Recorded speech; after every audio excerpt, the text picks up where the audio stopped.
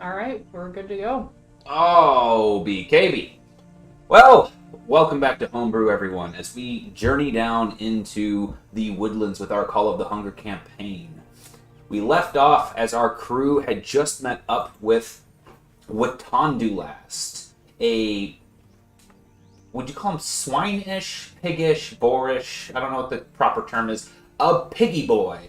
A big fat swine-esque Walund, chieftain of the local Deerman tribe, which are the essentially like wood elves, satyrs, that sort of stuff that governed the Fringe Wood, which is basically the first 30 miles of getting into the woodlands. The whole border is based off of the Deerman tribe's area of operation.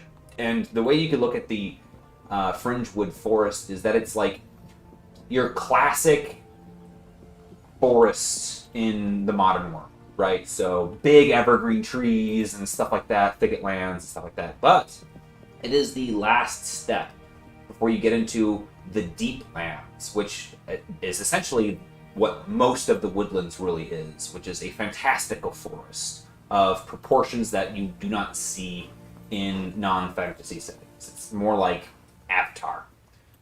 But anyways, you guys had just finished quieting some spirits using my lore. Thank you so much. That felt so good.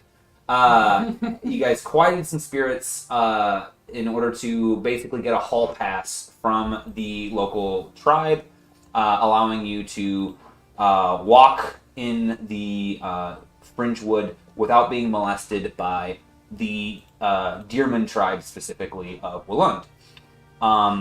However, that did not keep you guys from having your first incursion with the local flora. A memory tree, also known as a mimic to many folks, was perched in the cairn that you guys sought to sanctify. And it reached out and tuned you guys up a little bit, but you dispatched it. And so, welcome to Carnation, a bloodwood forest that is a little bit different than the rest of the woodlands. It is a forest that is hyper-aggressive and carnivorous in many ways. And with that, Jajan, one of the lieutenants of Watandulast, brought you guys to him. Upon reaching Watandulast, introductions were made with Wallaby kind of acting as a intermediary. And Watandulast basically said, hey guys, guess what? You guys have kind of picked a bad time to show up.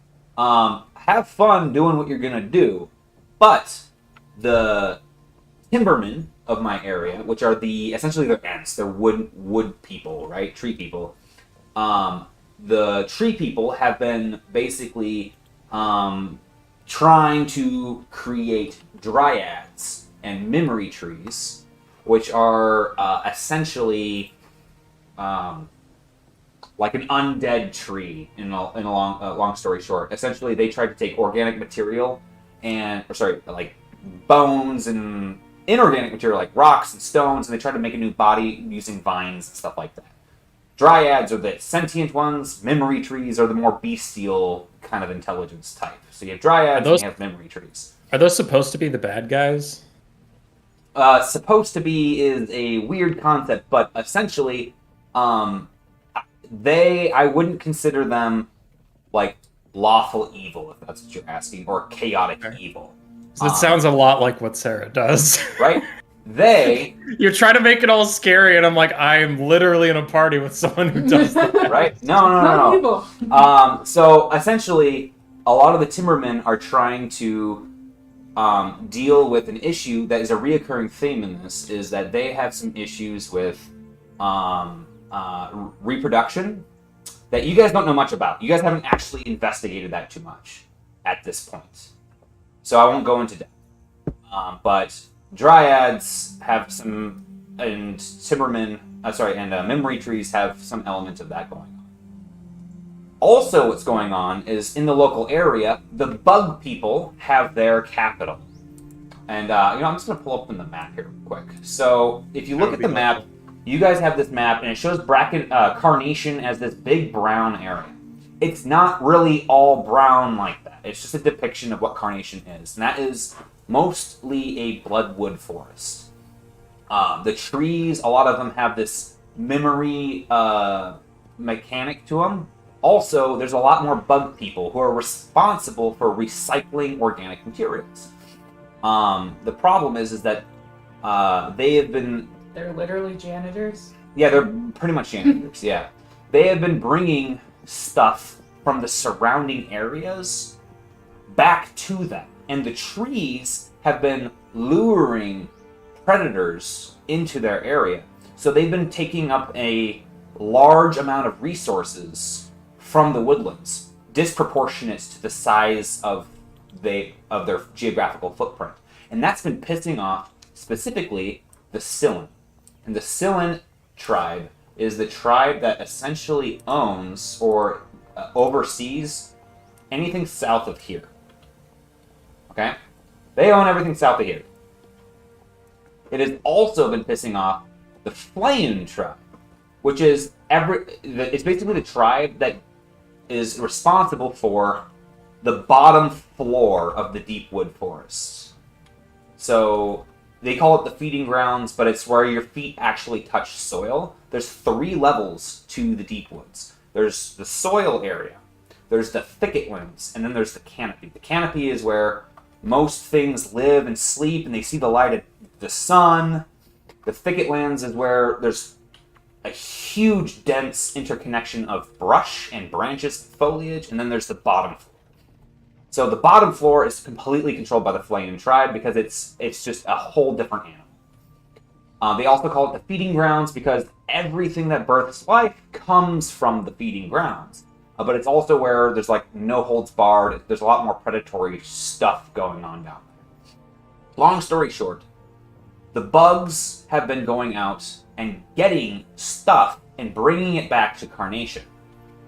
And the Sloan tribe is like, hey man, they're ruining our trees. Sloan tribe, that's your responsibility to take care of this. And the Sloan tribe is like, fine, if they leave their little corner of the world and come out here, we'll capture them and basically enslave them and not let them go back because they're stealing resources. But now you got this problem where you can see how Carnation is on the edge of the woodlands, right? It's pushed up next to the mountains. There's this, is it fringe wood? Is it deep wood? And so now you got the Deerman tribe getting involved. You've got the Sloan tribe and the Sloan tribe all getting ready to scrap. And so what Watandulas said is, guess what? I'm responsible for what goes on in Carnation. I'm going to send out my lieutenants. And he sent a lieutenant to the keepers of the Dryads. So basically the head timberman. And he sent another one of his lieutenants to Paratisium to talk to the queen of the bug people, also known as Tekekman. He said, hey, guess what? I'm going to let the Sloan tribe and the Sloan tribe come in here and kick your ass and take your stuff and set the scales right unless you bend the knee to me. And I'm going to make my judgment on the 14th Twilight. So it's like 24 days from now. So shit's a brewing. So Watandulas is like, hey guys, all of this stuff is going on. Just a heads up. If you want to go to Bracken Bastion, have fun. A lot of the Ace to Wayloon, who are basically the guys who run the Bracken Bastion, they're the equivalent of Witchers in this world. A lot of them aren't home in their giant castle in the middle of the Heartwood. In the middle of the Carnation lands. But have fun. If you need to go there, you need to go there. Sarah's character, Emery, has stated a need to talk to someone at Bracken Bastion. And Wallaby has stated the need to go to Bracken Bastion to talk to someone. He is an Ace away. He's from Bracken Bastion, which is, like I said, the land of basically what are considered Witchers in this area. Wallaby is just a terrible representative of that kind of group. He's really not. He's like a pot-bellied mullet informant.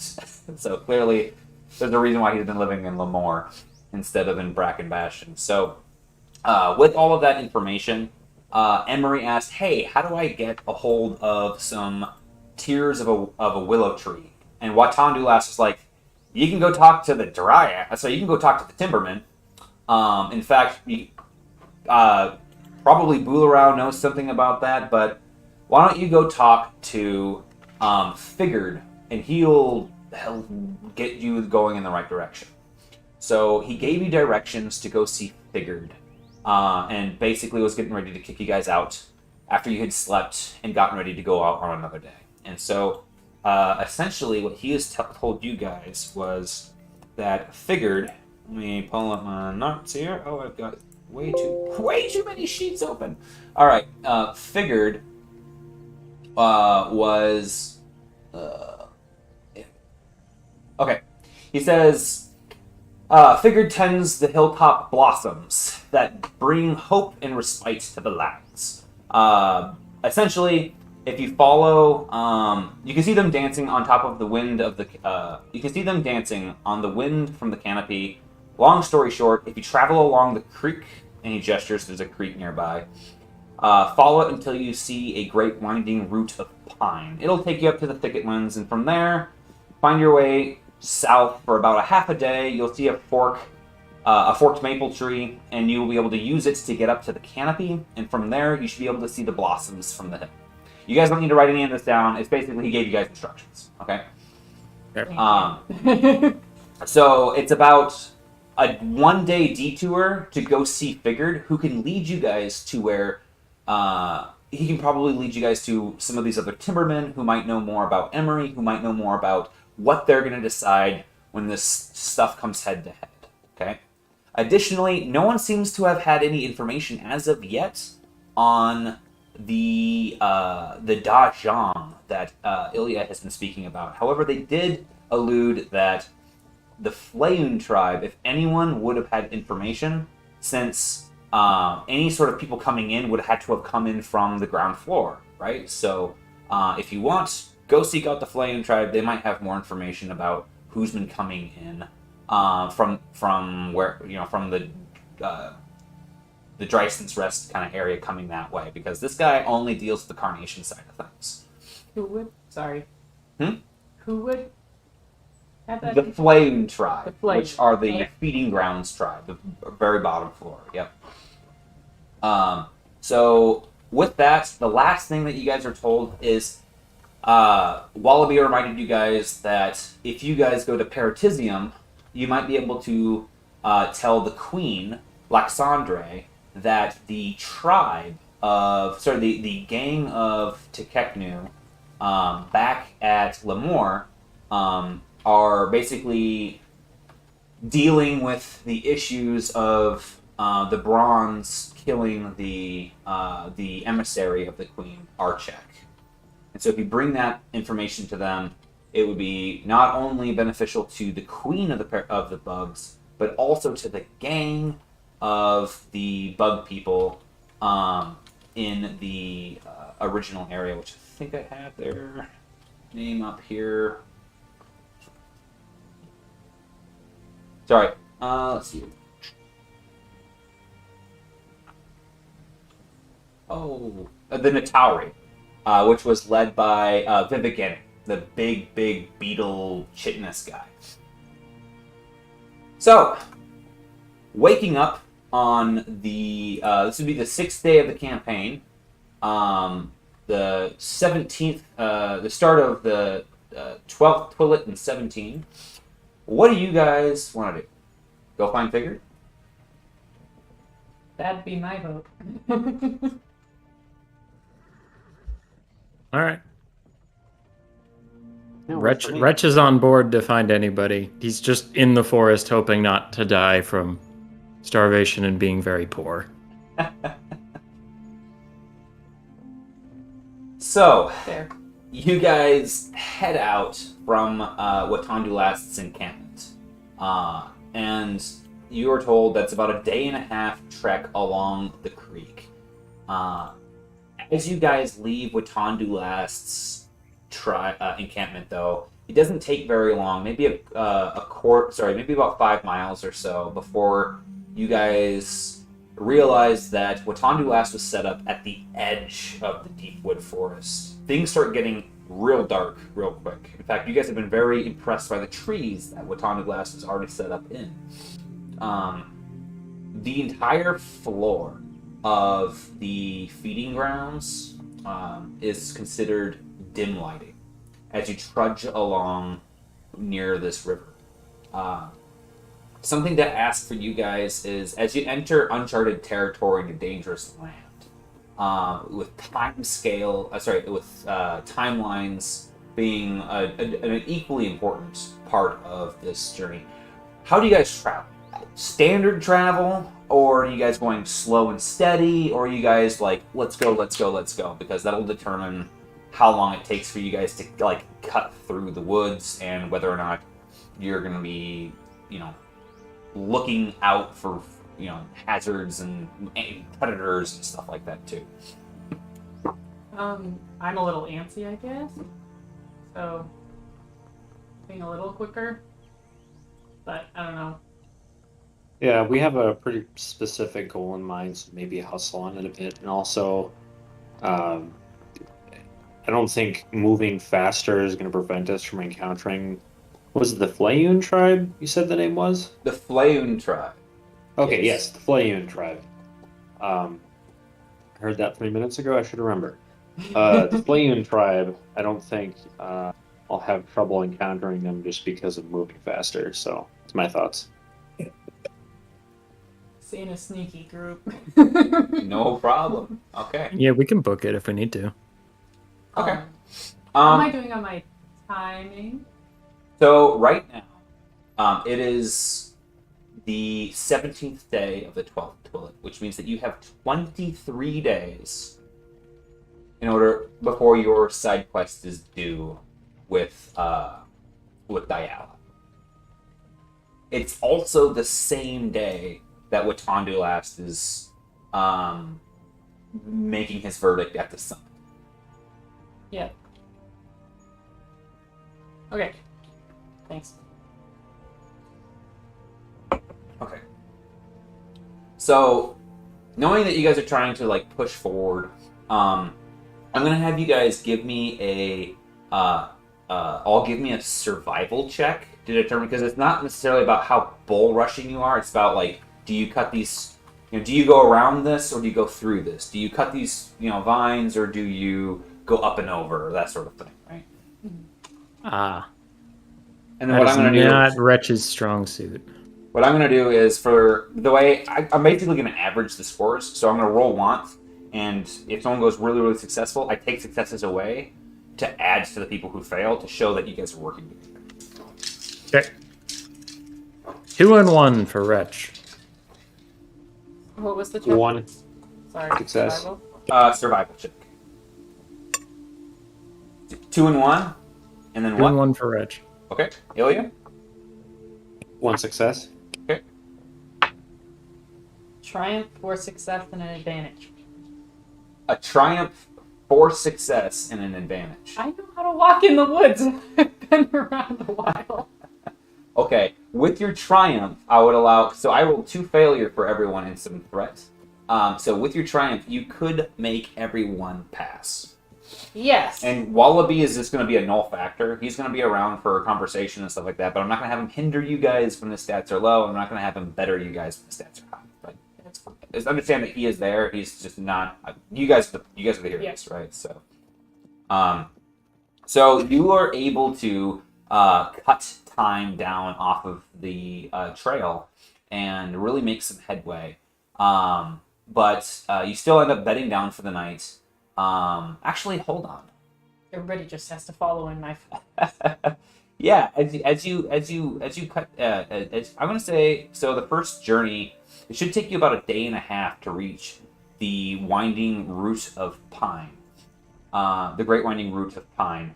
I'm gonna say that it's gonna take you about, that you can get there today and potentially camp out up top in the thicketlands.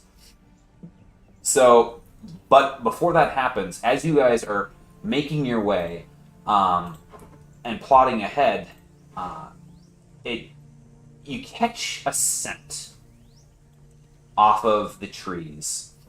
It smells like a well-cooked steak. And my screen is cutting out. smells like a well-cut Smells like cooked steak. Mmm. And as you guys smell this, I'm sure you guys are having some conversation while you're walking and whatnot.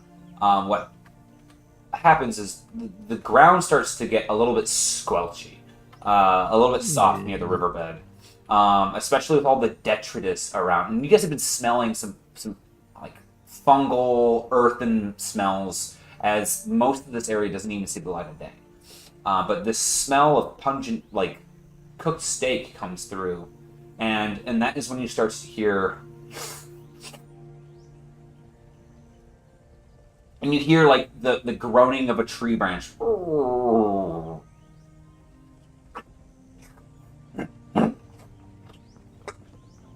You hear a branch crack. And you hear a suckling noise. Give me... I need you guys to give me a vigilance check. Or a... Yeah, I'll say a vigilance check. Now it's Wretch's time to be helpful. Yeah, you're kind of shy.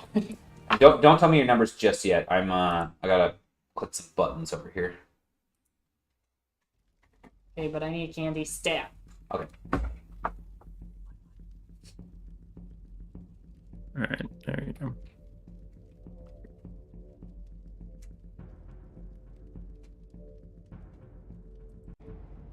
Uh-oh, the music got scary. Damsel straight. Down. I'm gonna put you guys. Nah. Yeah. I'm gonna throw you guys over to this right now. So that makes it easier on me. Okay.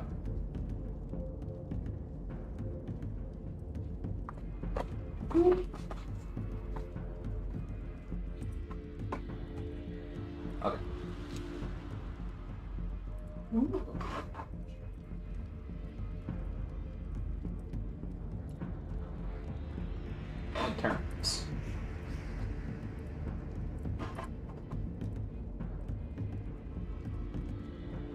Okay. Can you guys ribbit out your scores for me? 4 and 1. 1 and 2. 1-1. Okay. 4 and 1, 1 and 2, 1 and 1. Okay, so the characters who got 1 success, you guys unfortunately don't see these creatures until you are near them. For 4 success, you can be at any range, I will say, from them before we roll for initiative. What you guys see as you plot along, and so I'll say short range for, was it Ilya and Emery? Yeah. And I'm not sure if you reconjured your dog or not, or reconjured your elk, so I can... Yeah, especially when we're this deep, I would have my... You would? Okay, Uh-huh. so we'll say that you have 6 strain on you from the duration of the day that you have cut through before you ran into these guys. Yep. And then he just activates 4 after you. What you guys see, and there is true elevation where you guys can see this kind of, almost freehand here, this kind of line here. Below that is about a 10-foot drop, and then mud. Okay.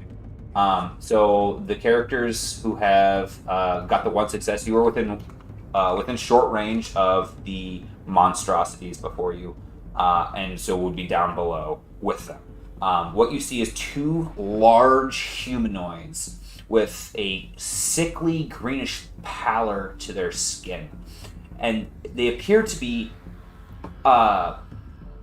holding down some other type of lumbering beast, and the lumbering beast underneath of them slowly raises up an arm, and you see them kind of just casually grab it and pull it back down, and that's when you notice that you hear it creak and crack, and you realize that it's wood that they're pulling back down.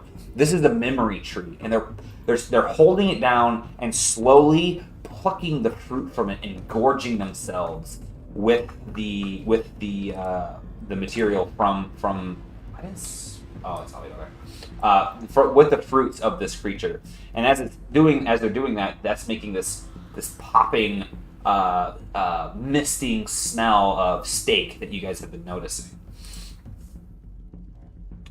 Yeah, you guys in the dim light are like right up, be close near them, except for you, Ilya. Ilya, where would you like to be?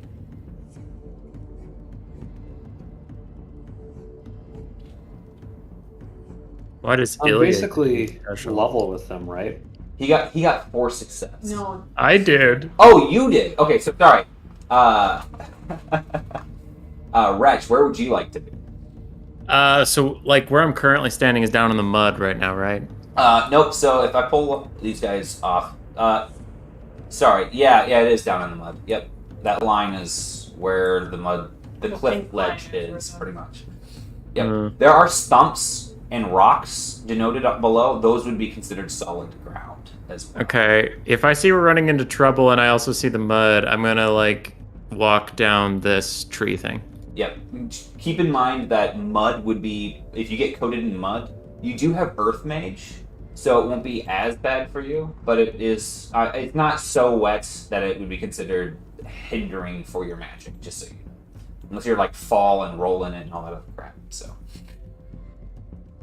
Okay, so that's where you are. Go ahead and roll initiative. I'm gonna call for vigilance on this one, or stealth, as you guys, like, try to, or whatever you're gonna end up doing.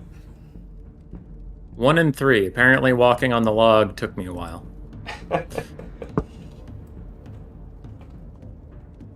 Point 2. Ooh. Influence or stealth, huh? Yes, ma'am.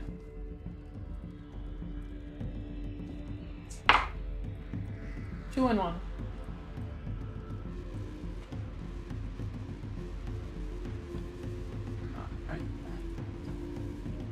Does my thing need to roll too? No, he goes immediately before or after. Okay.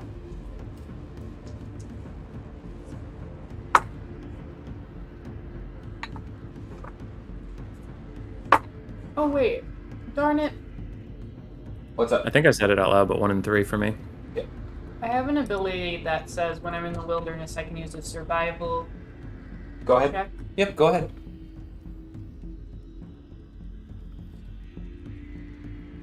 Or, oh, sorry. It's outmaneuver. I can use an appropriate knowledge skill. Making checks to determine initiative. That's different. Sorry. That's still fine. I would Knowledge allow nature? knowledge nature. Yep. Ooh. Wow. Wow. I got a triumph, 2 success, and 2 advantage. Oh, Cheater. that is different. That is different. That's Okay, a triumph. So 2 success. You're first. I'll put you as 12. okay. You're first. Okay. And I have one last thing on my notes. Just need to pull up quick. Keep forgetting where it is. There. I have also 2 story points for Emery, 1 for Wretch, 1 for Ilya. If that's right for you guys. I might have 2. Yeah, I have 2 on my sheet because you upgraded 2 checks in a row against me for healing. Okay. You jerk.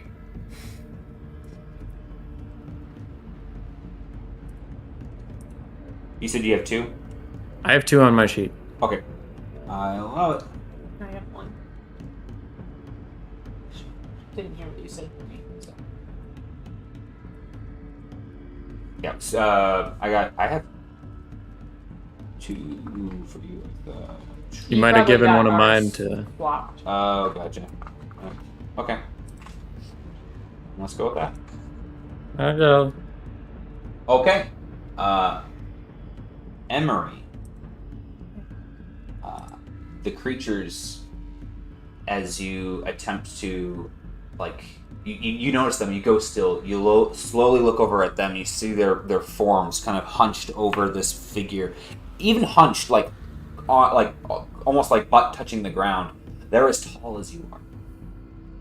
And the one across from, over the body, as it's eating fruit, looks over, and you see a large yellow eye looking back at you. Okay. Your eyes connect, and you realize, yeah, these things. What are they, and do they look hostile? And yes, I'm willing to use Okay. a maneuver or an action or whatever it is. You can use a maneuver to determine. You can roll knowledge nature to determine what they are, or you can do a perception check to like assess them. I'm more concerned about. I'll assess them, even though I'm not as good at that. Knowledge nature would still tell you a lot about them, but certain things like how big are they? Like what's their health pool? That stuff would come from a perception no. check. I'm just more worried about like. What are they? And are they? Okay. 3 success, 2 advantage. These are trolls. Okay. From what you recall about trolls, scroll down here. They're particularly particularly like swampy areas and have been known to have some forms of regenerative properties. Some think that they are the children or the offspring of goblinoids and vampire, but that may be just folklore. No one really knows what gave them their regenerative properties necessarily, but it has been known to be stifled by fire. Dog is freaking out. I'll be right back. No problem. So they're weak to fire. Yep, Region. they're rather ferocious beasts, but they do have a large sense of confidence from the regenerative properties that keeps them from fleeing from combat, whereas other creatures might. Okay. Also, from these ones, it's not unheard of, but it is something that is only someone who's been as studied as you have and has been trained underneath the Wallund for as long as you have would know that this is something that can happen. These ones, you can smell from the. You don't know if it's what they've been eating or what, but you can see that. You can see and smell. So you can smell an acrid sense to the air, and you can see that from one as it like grows to grab a branch and a stick pierces through its hand. Some of its blood runs and lands up onto the tree, and it seems to give off some sort of vapor or something to it. They have something going on whether or not it's an acid or some sort of poison. You're not necessarily sure, but based off of the diets of trolls, they can have different properties. Okay. And they're usually hostile and aggressive? Yes. They can be ambush predators, but they're also fearless when it comes to fights because they know that they'll usually win wars with attrition. Okay. Alright. Fair. So this isn't something I'm getting out of. I'll pull out my my spear. Although I know they're weak to fire. So maybe I'll actually instead pull out. Do I have a torch? I have 6 torches. Got plenty of torches to blow. They're weak to fire, I say. And I pull out a torch and light it. As you shout, they're weak to fire, you see them, like, look up and... They already met my eyes. Yeah, and now they're starting to growl as you speak up and, like, voice your guys' presence. And the other one whips its head back towards your general direction as well. Let him go. I don't know who that tree is, but you need to stop picking on it. What? I don't like bullies. You're right. Alright. They're eating it alive, aren't they? They're eating its fruit. They're holding it down and essentially eating it alive. Yeah, should you eat their fruit? I don't know. I'm confused about tree creatures. If that's a good or a bad thing. It's like a very personal thing, someone's fruits. Pretty personal. So just for the purposes of Wallaby in this one thing to note is it's dim lighting here. Each of you may add a triumph at any point in time in your combat once in this encounter as Wallaby prepares a sneak attack. But it cannot be all in the same round. Okay. So he can aid you guys without me having to control another dude on the table, and you have to worry about him getting messed up and all that other stuff. Okay. And my summon can go, right? Yes. You did put your summon on the upper floor. Note that everything on the bottom is hindering terrain except for what looks like solid surfaces. That log does go down to the bottom area, and everything on the top is 10 feet up, which is 1d4 of damage minus a coordination or athletics check if you jump down. Which is not much. Usually it's completely negated. But there's a chance that you go prone. I feel like my elk's gonna try to, I guess, jump it. Okay. If he can. Yep. He's trying to jump and... This is a solid ground, right? No, it's basically just the two rocks, the two stumps, and the broken thing, the broken branch on the left-hand side that... Okay, well, he wants to go there and then there. Okay, yeah. So then he's next to it, right? Yep, yeah, he can jump down and then run across. So give me a coordination check as he lands in the mud. So that's going to increase the difficulty of the jump, essentially. Okay. As he lands, it's more likely to go prone. Okay.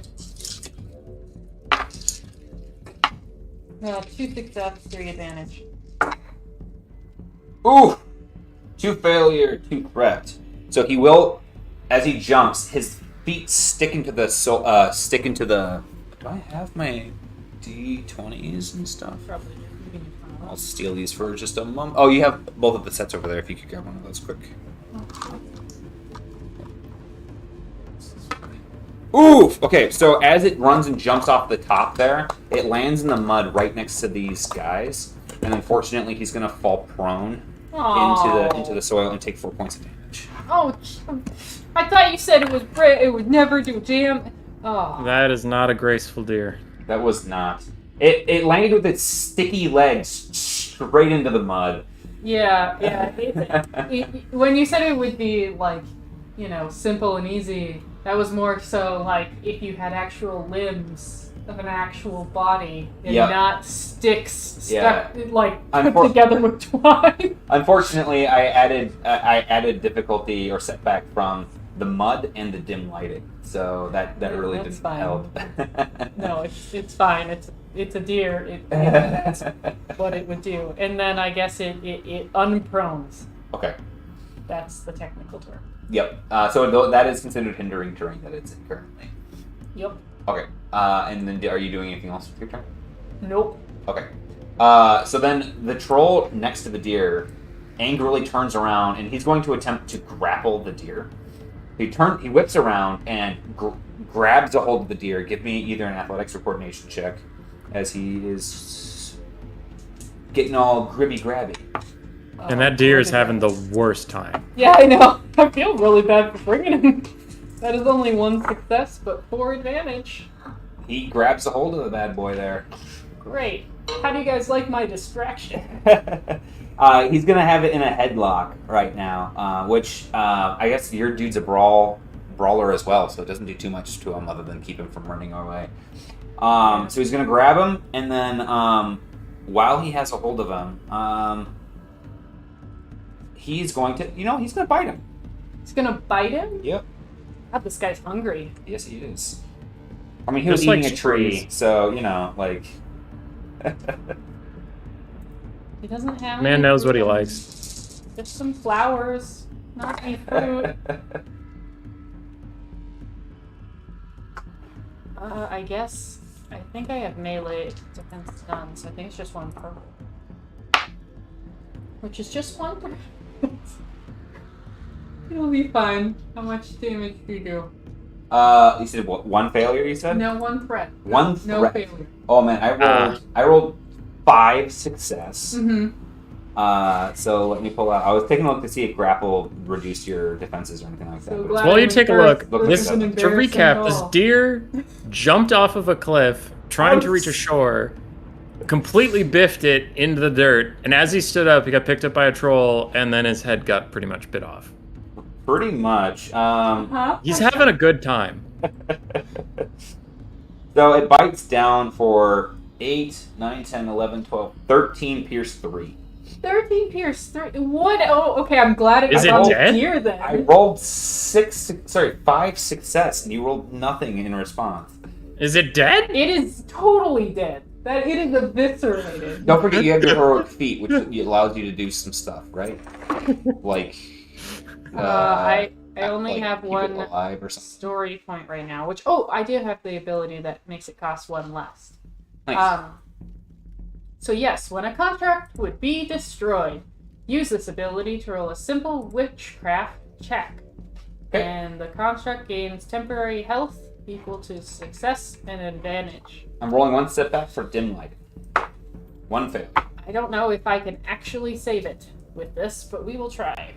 So it got 13 plus 4 is 17. Okay. No, it won't go over health. Oh, it doesn't? Okay. No. It's too complicated for anything other than heroes. Oh, 2 triumphs and 2 success. And 2. I got 1 failure. Okay, so for the purposes of this dice roll, how do we handle my 2 triumphs? Well, let's read your ability quick again. Okay. Construct gains temporary health equal to success and advantage until end of encounter. Okay, and do you have any secondary abilities on that? I thought there was some weird. After using this talent, when the construct is destroyed again, it can detonate for a blast of 6 soakable. Okay, I'll allow your triumphs to be like extra, like this thing explodes more, or I'll allow each triumph to be 3 health. Let's have the explode more. Okay, so the thing like grabs your deer and like rips it in half, but as it does, like the pieces of it, like as it confettis into the air, it like falls back down and reconjoins up in front of it. But as it does, you see it just start to like have arcane sparks coming up off of it, and it's like not even all of it's still there. It's like it's missing like one of its legs, and its antlers are like starting to like fall off and like almost hover in the air with like the spikes, as it slowly is getting ready to get explodey. So I'll allow you to increase the blast radius of the explosion, or I'll allow you to increase the damage by 3, or have selective on who it hits as well. You can Yeah, spend I already triumphs have on. that. Oh, you already have that? Yeah. Okay, so I'll allow you to increase the blast radius and increase the damage by 3. Okay. Cool. Both? Both. Yeah, because you have 2 triumphs. Yep. And then it heals. Effectively, it heals 2 damage. So it's at 2. The next time it gets hit, it's going to explode, pretty much. Yeah, my thought was that when you did 13 pierce 3, it doesn't matter if I add 6 health to its health pool. Yep. It's gonna die. So. So the other troll runs over and is going to pounce on it, actually. Right. So let's see what happens. Wait, this thing exploded. Now a troll is. No, so It hasn't exploded. my ability is I stop it from dying Mm. with my magic and like magic it back together real quick, and then when it explodes or when it gets destroyed a second time, it like explodes out. So Oh, okay. yeah. So she's got a save feature and then a blow up feature. Which is all Okay. the spear's good for this round. All right, we're hitting this thing. Yep. Hey, you've prevented some people from taking some nasty hits. Yep. Alright, I got 1 threat. That's it. 1 threat? Yeah. Okay, so this guy's gonna rip this thing to pieces. He's got a triumph. I'm gonna say that he won't suffer the burning effect, but his buddy will from the explosion. Like, it's thematic that the other guy would take like fire damage from it. Oh, I don't. It doesn't specifically say that it's fire damage, but all I'm saying, I'm spending the triumph that this guy doesn't take like a fire damage. I'm thinking thematically explosion. Okay, I'll that's allow fine. that to count. You know. Okay. Okay, so how much damage do they take if it's raised by 3? It's so blast 6 is the damage. 6 is Okay, so which is then still- it's 9. Boom. Okay, so they each take 9 soakable damage, Yeah. and the wolf is gone. Sorry, the elk is gone, Yes. and then it's registered. that elk is destroyed. Okay.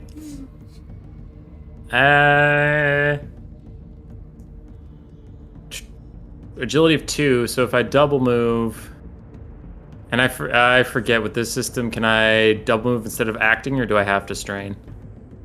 No, you can double move. You can triple move if you strain.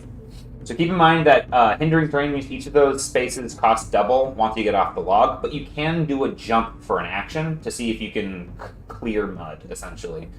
Wretch does not jump.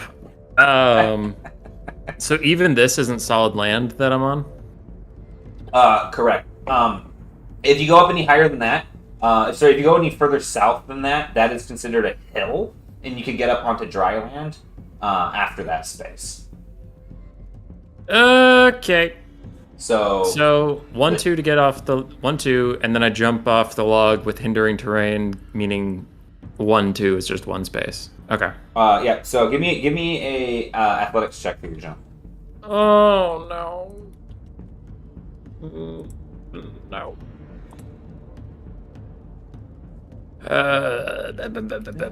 Come on, double hit. Nope. 3 advantage. No success. No success. Okay. I told you I don't jump. You're gonna have to toss me. Yeah, so I will say that you just have general walking speed then for your jump because you plop right into the mud. All right, then I am where I am, and I will not strain to get onto the hill just yet. Okay.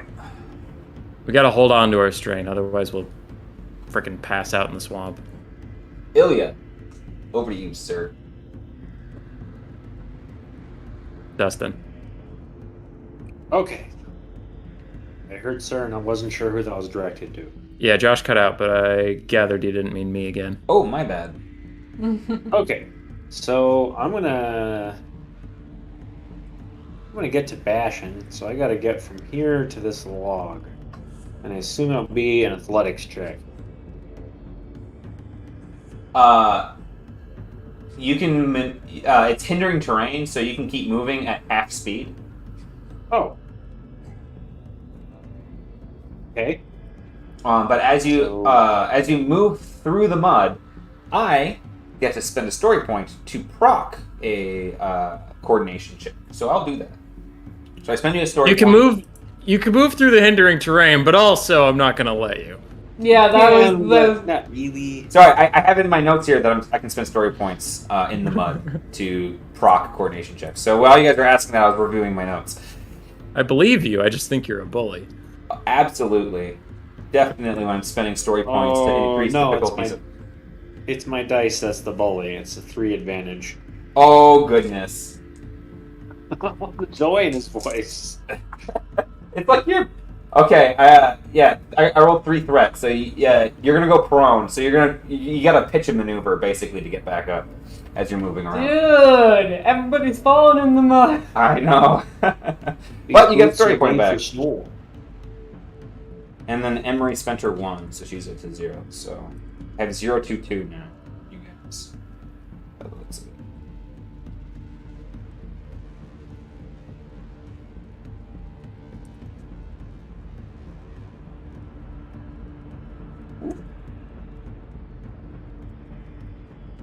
Okay, so you moved up. Are you doing anything else? I'm gonna have to get up, right? Can I still? Yep, so you moved 2 spaces, you spent a maneuver to get up. You can blow 2 strain to do a 3rd maneuver, effectively.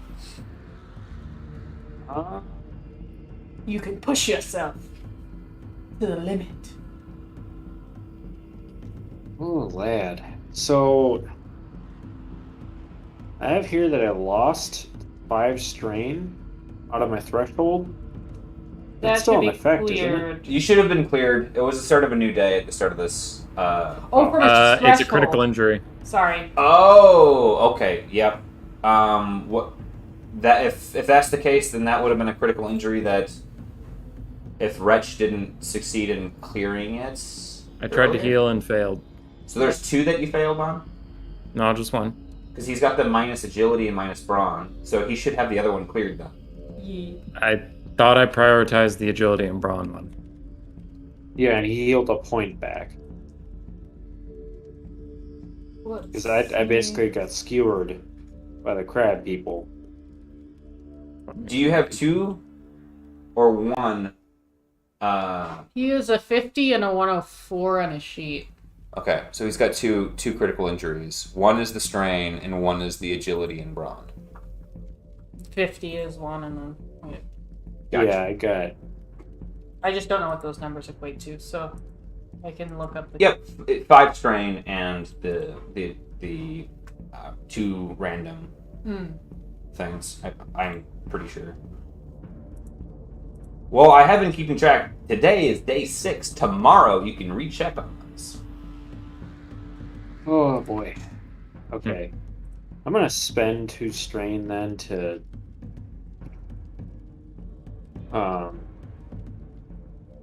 try to get up. Getting up was your second maneuver, which was free. Oh, You can spend Okay. 2 strain to do a third maneuver if you would like, but you don't have to. I'm gonna stay where I am for now. Okay. Ready Uh, my. Wait, would I have to spend strain to ready my sword and shield? No, I'll say that you guys have your weapons at the ready as you're like, as shit was starting to like, ooh boy, sort of thing. Okay. All right, and then it's Emery. All right, I have my torch out. Definitely don't want to walk around. That's for plebes. And then definitely, I haven't been seeing everybody fall in the dirt. Can I carefully climb down and not? Can I do Not how this has careful? been working. I thought you were down in the mud. Oh, here is Alright. in the mud? Yep. Okay. Oh, fine. Great. Cool. I'm gonna walk right here then. 1, 2. Okay. As you get closer, you notice that noxious scent that I was talking about is actually the tree, not the trolls. Yeah, yeah. The meat fruit. Yes. Yeah, that makes sense. Okay. Can I call out Plants to her and out of turn? Sure. Is this your weeping willow thing? Because it's looking pretty sad. It does look sad, but the Still happen Okay. though. Alright. Can these guys talk, by the way? The troll. No. The memory tree? The memory tree. It hasn't spoken yet. Okay. You have not been able to determine whether or not it's a mimic or a dryad. So fun point. Interesting. Mimic like the thing that ate us? Yeah, that was a memory tree that had developed into. It developed its camouflage around the sarcophagus. Yeah. Alright. I'm a lot less gung-ho about helping this tree now. It could be a tree person and not a tree monster. You don't know. You never know. Okay. I'm gonna try to smack this with my fire stick. Sure, go for it. I Because don't- he's large, his defenses are reduced. I don't know how that works with like is it considered a melee light? Um, weapon? Is it a improvised? I would allow it to weapon? be melee light or brawl. melee light or brawl. Okay, they're the same for me. And I'm gonna give it +1 damage, but utility 2 Okay. for burn. Yeah, 'cause I don't have any. I didn't roll any success. I got 2 advantage. I rolled 1 threat. Keep in mind that you can blow the Wallaby ability once to add a triumph, which includes the success. If you would like That would require having a story point, right? Nope. It's just once per encounter. Oh! Okay. That would get this guy to start on fire? You'd successfully hit, and you could spend the triumph to set him on fire. Okay, sure. Okay, so add up your damage first. So it's 1 damage from the weapon, and then you add your brawn and your success. That'd be 4. 4. Okay, so you just get in enough to get a good thwack in and expose some of the sap, which the triumph ignites, sending him into burn 2. Yeah. So he's lit up, and at which point it is no longer dim lighting when you are within short range of him. It's also very warm. A little Also dangerous. very warm. As you smack him, as his blood starts to boil from all the sap he's been eating, and ignite. Man, I did this and I'm like, this is a great idea, and then I was like, man, if he starts a forest fire, this is a really bad idea, but it's fine. I mean, it's swampy, right? It's fine. It's wet around here. It's fine. That's my turn. Okay. His friend, seeing his buddy turn starts to ignite. He doesn't like that, so he's gonna run towards Ilya and try to jack Ilya instead, away from the dangerous fire. Oh, but as he starts heading that way, you see some of his. Oh no, he doesn't get to heal actually. So never mind.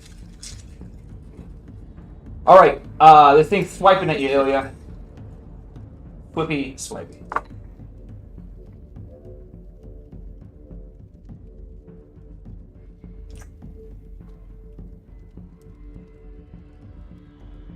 Oh, he's got reach. Oh, I forgot about that. He wanted to run far anyway. Does Our reach. friendly neighborhood Norskin roll melee defense. Yes. So he would be here. He wants to get further from the fire. Touche. Which would be. Actually make him further. Yep. He doesn't know. He's gonna move on. And That's what I want. I forget what I roll. It's Melee defense. one purple for general melee defense, and then you add black dice equal to the number in your melee defense spot on your sheet. Okay. So that's 4 black and a purple. Jeez, Wow. even with your reduced agility.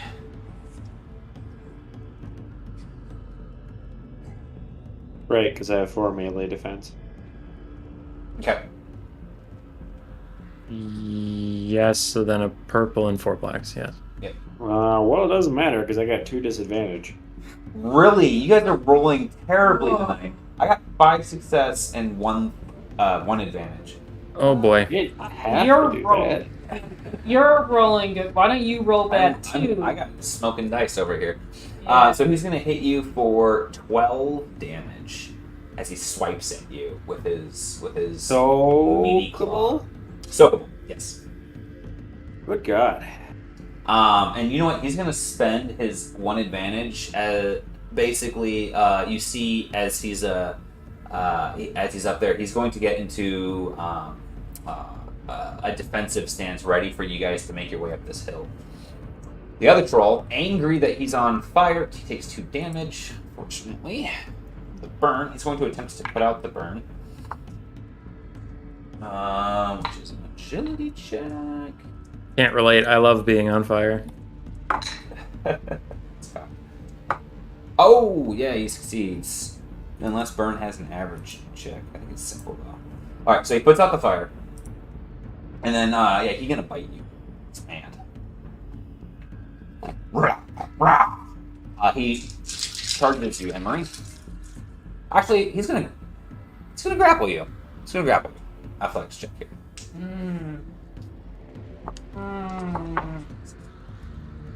Sorry. I don't think I have anything like that. Oh. You can do athletics or coordination, sorry. Cool. Let's pretend either would make a difference, just so I could reroll those dice. No, I got blanks. Okay, so he successfully grabs you, but that's going to be his turn after maneuvering out the fire. Yep. So he's got you. Actually, no, he's going to spend 2 strain. He's going to try to, as he's got a hold of you, he's going to push you back, and he's going to attempt to make you prone in an effort to put out your torch. So he pushes you back, and now you're prone, and he's on top of you grappling with the torch on the ground. So Great. that's where That's that's heavy. Yeah. I spend another free action. You guys good? You guys seem good. So you still have your torch, but next turn while he's on the mud, he can attempt a coordination check to try to put it out. Yeah, it's still in my hand. It's still in your hand. Yes. All right. He did not. He pronated you, but he didn't. Wait, disarm. is he still on fire or not? He put himself out. He put it. Okay. Woo! Yeah. No. He put himself out. Yeah, maybe he should have waited. Wretch's turn. Yay. Cool. So is it going diagonal like this? Is that 1, 2, or is that just 1? That would be 1. 1. Actually, we'll say it's uphill. 2. So that was 2 for that one, but then you're up on top of the hill. God damn it. Luck speed is Okay. slow. Bopping time? Sounds good to me, sir. Alright, it's bopping time. Use willpower to do Thought we two-handed bonked instead of... here. One. Let's make sure it's Yeah, more let's consistent. stay canonical here. Sorry, what am I doing that's not canonical? About said bonking? You got a bonk. Bonk, not bad. Oh, okay. Oh, alright, sorry. Very Alright, important. I read all my powers. I know all of my powers. He rolls nothing in defense, but it costs double to proc any statuses on him. So for fire, it would take 4 advantage. Well, But you rolled a triumph. he is a little baby boy. So I bonk him. Oh no, that is just a tragedy. All right. Give me a second. Doomsay's I can just spend a definitely story right, though. point. What's the talent called? A natural. I invoke being a natural. Spend a story point to reroll either a check of channeling or melee heavy. All right. So I do that. I'm down to 1 story point. Reroll.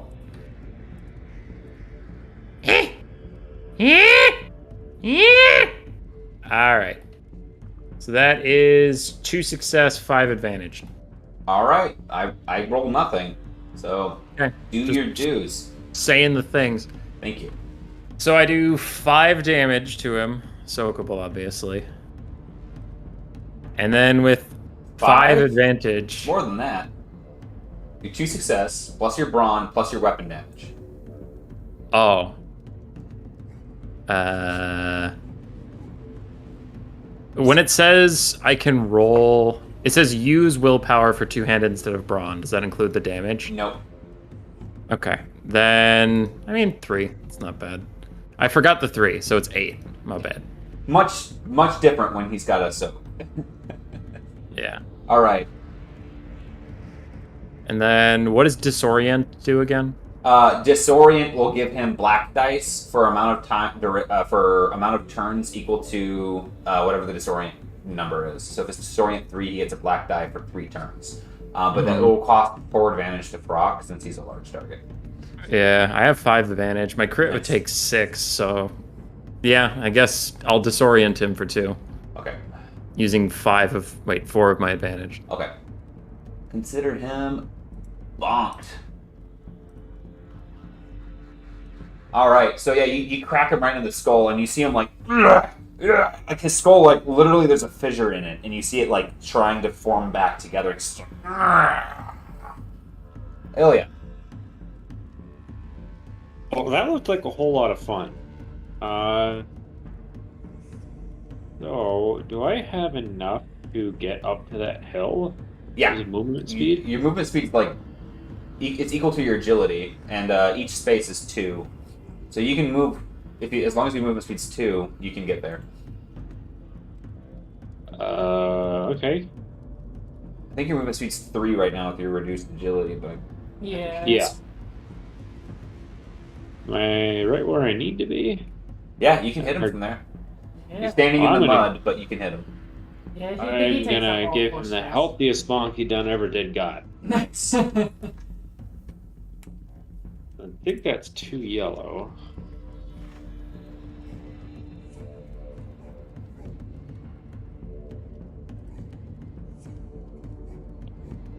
Wow, that sucked. 1 success, 2 advantage. I roll nothing, so it does hit. Oh, okay. So that's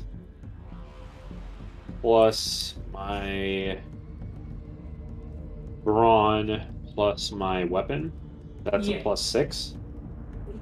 Cool. So 8 damage? Well, 1 success, right? So that's Oh, sorry, 7 damage then? yeah, 2 brawn, 6. Yeah, 7 damage. As you slice into him, he's visibly wounded at this point. He looks down at his guts, and he tries to hold it together, and you can see it sapping up and like starting to tar as he's trying to hold his stomach. But you know, he's definitely wounded at this point. Bloodied. So, Oh, 1 second. I think you're still showing all 3 of your crits on your sheet.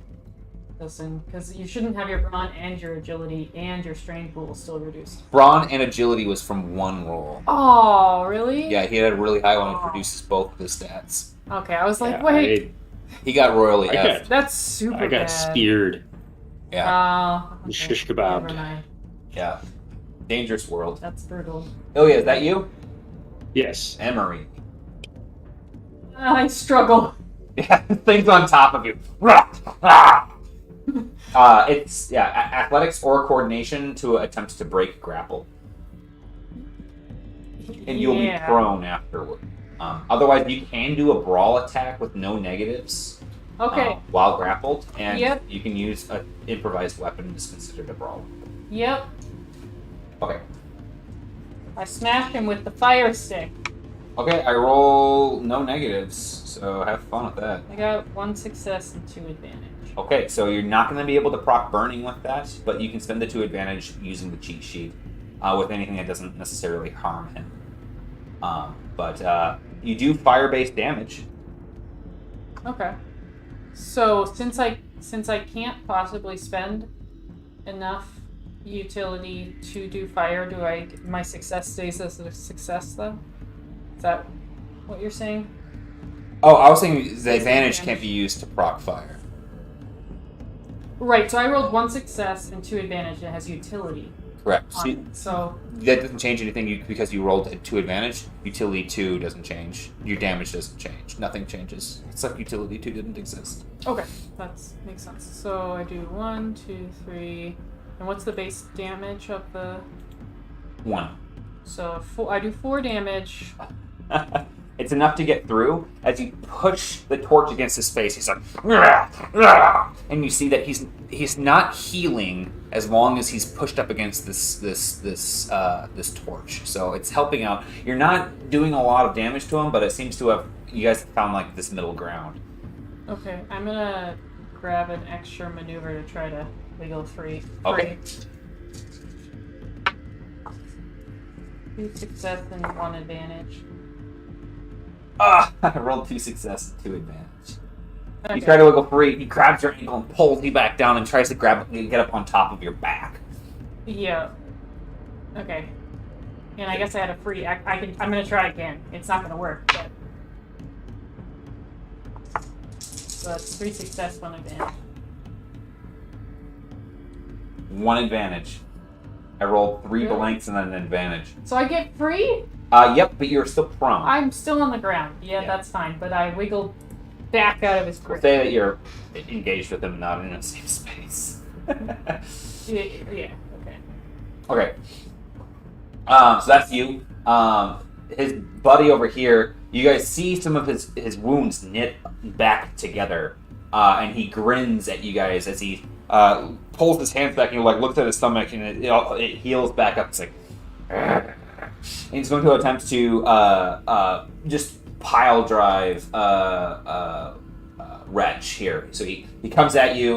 He's going to try to grapple you first. That's what he's going to try to do. So athletics or coordination to resist. Athletics it is. 4 and 2. Holy crap! So he tries to grab you, and you manage to like juke to the side and nudge him. So he lunges to the side, and he's gonna come back around with a raking claw.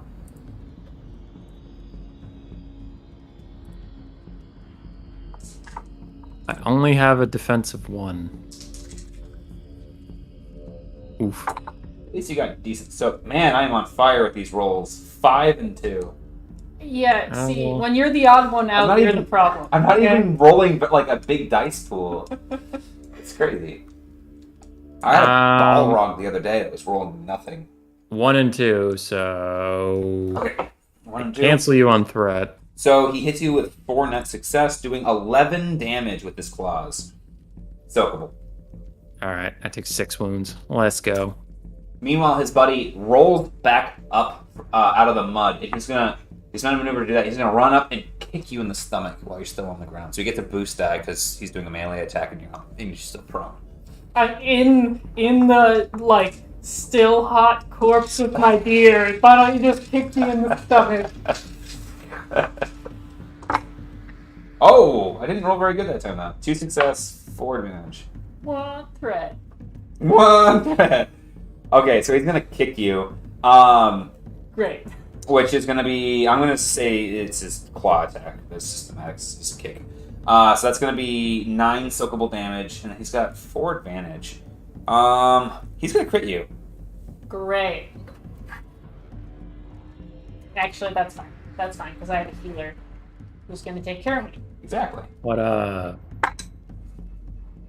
Okay. So that's a 20, and he's got vicious too, so he's got 40 on the roll. 40? Yes. Okay. Oh, that's not that bad. I think it's reduce your wound threshold by 4. Mm-hmm. That bitch. That's bad. And then it's Wretch. Are you down? I don't think so. Nice. 1 second. Nope. She'll figure that out. It's Morbin time. So, Ilya, how are you doing on health? Down by about half. You're fine. Bopping time. Can I aim? Yep. This gives you a boost back. A boost? Yep. Okay. I'll aim. I assume you said yes because you cut out. Yes, sir. Sorry if I'm cutting out. I'll move the mic closer to me because I want the audience to be able to hear me. Yes. Or if there is no audience, then future people who want to watch this, right? How about the players? There were 3 of us for a while. Yeah, so I aim and bop. Oh, I'm too Because- loud. Gotcha. No, because of the way the sound. Oh, gotcha. It's a cone. Yeah, gotcha. 4 and 3. You said you don't usually roll anything? I don't got anything on this guy right now. I'll have to look. Oh wait, no, That I is- do have 1 setback die because you guys aren't near the guy's no longer on fire over there. Then roll your singular black dice. Nothing. Exactly. 10 damage, and with the 3 advantage, I will heal myself 1. 10 damage. Yeah. Okay. I rolled wow. 4 and 3. Sorry.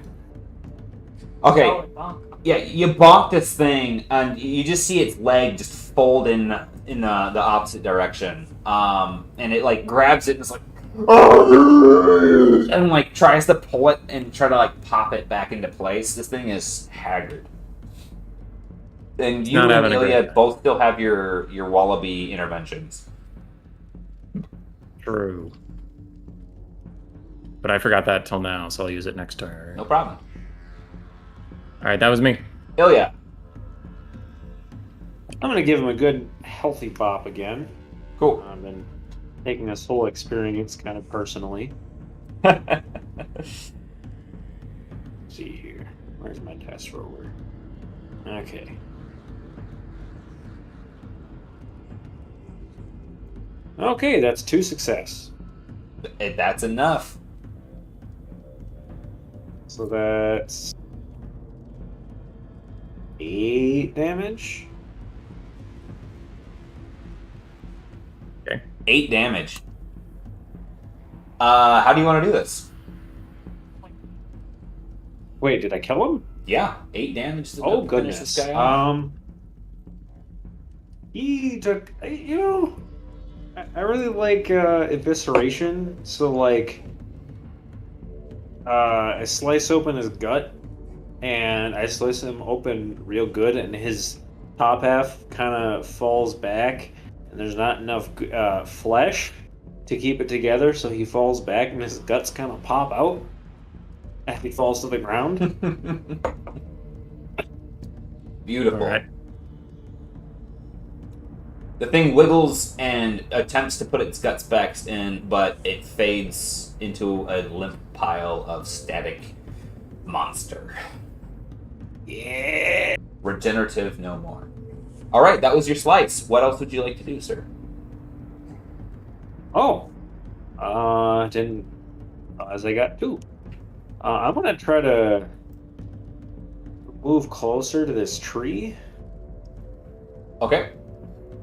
So I have 3 movement speed with my agility reduced.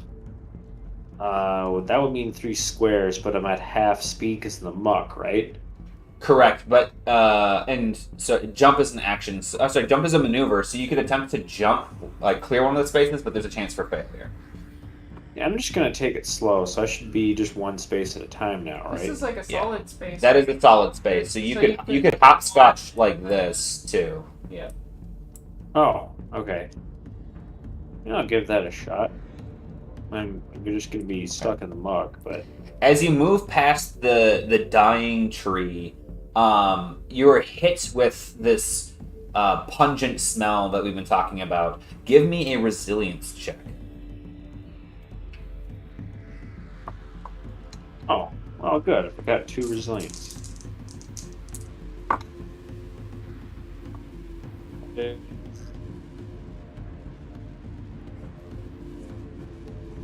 One success, 3 advantage. You've smelt worse things in your travels than well-cooked steak to the point of... it's pungent enough to be sickly, but it's still steak.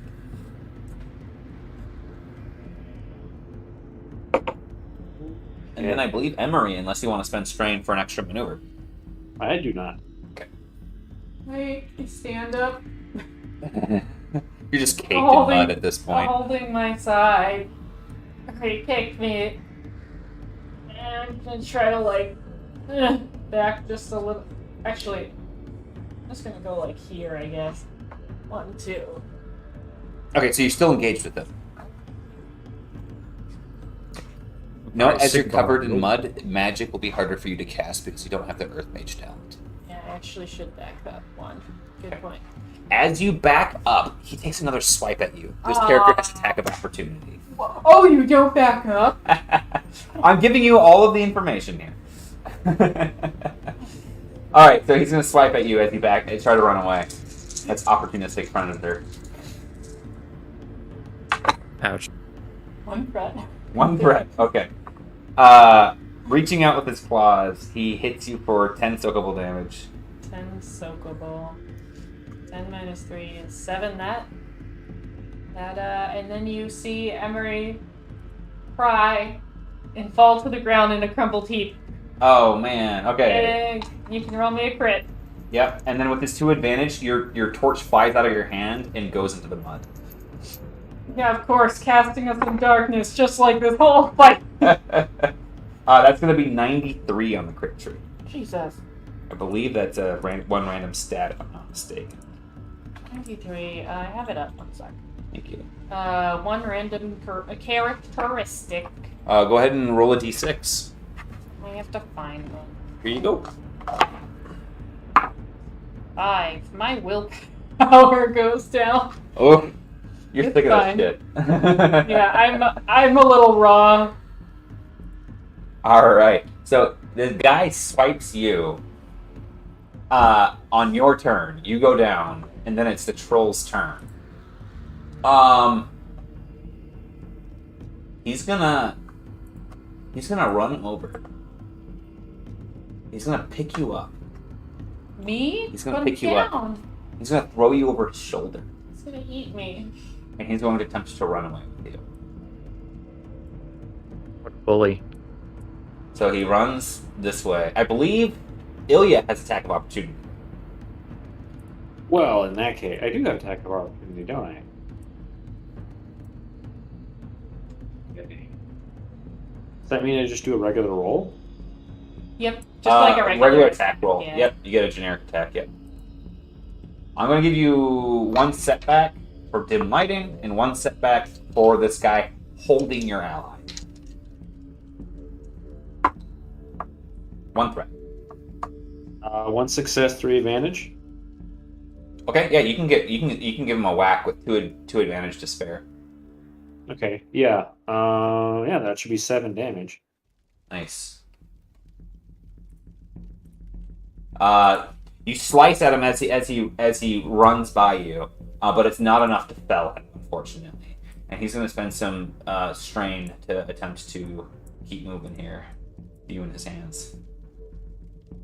It's fine. And then that's the troll's turn. Wretch, over to you. Trolls. So it's escaping. 1, 2. Oh, is that going uphill? So it's actually. No, you're on top of the hill. Okay, 1, 2. Can I go It's like a 3 and then jump? Yep. You can give me a athletics check. The farthest distance that you can jump is your movement speed, so it'd be one more space than that, I guess. I will. Though that, I suppose that doesn't matter too much because I just need to get into that space, but that's fine. All right. Oh yeah, you can just hop into that space. You're good. All right, I hop into that space with using 2 strain to move twice, and I'm going to bonk this fool. You're gonna bonk the dying tree. I thought I'm diagonal to the troll. The troll is up top here. What? Huh? Am I seeing something? Yeah. No, you're in front of the. You might want to refresh your roll 20 if you're seeing the troll somewhere else. Oh, I was seeing the troll up and to my right. That's weird. Huh. Okay, I refreshed. Oh, yeah, he is further away than I thought. Okay.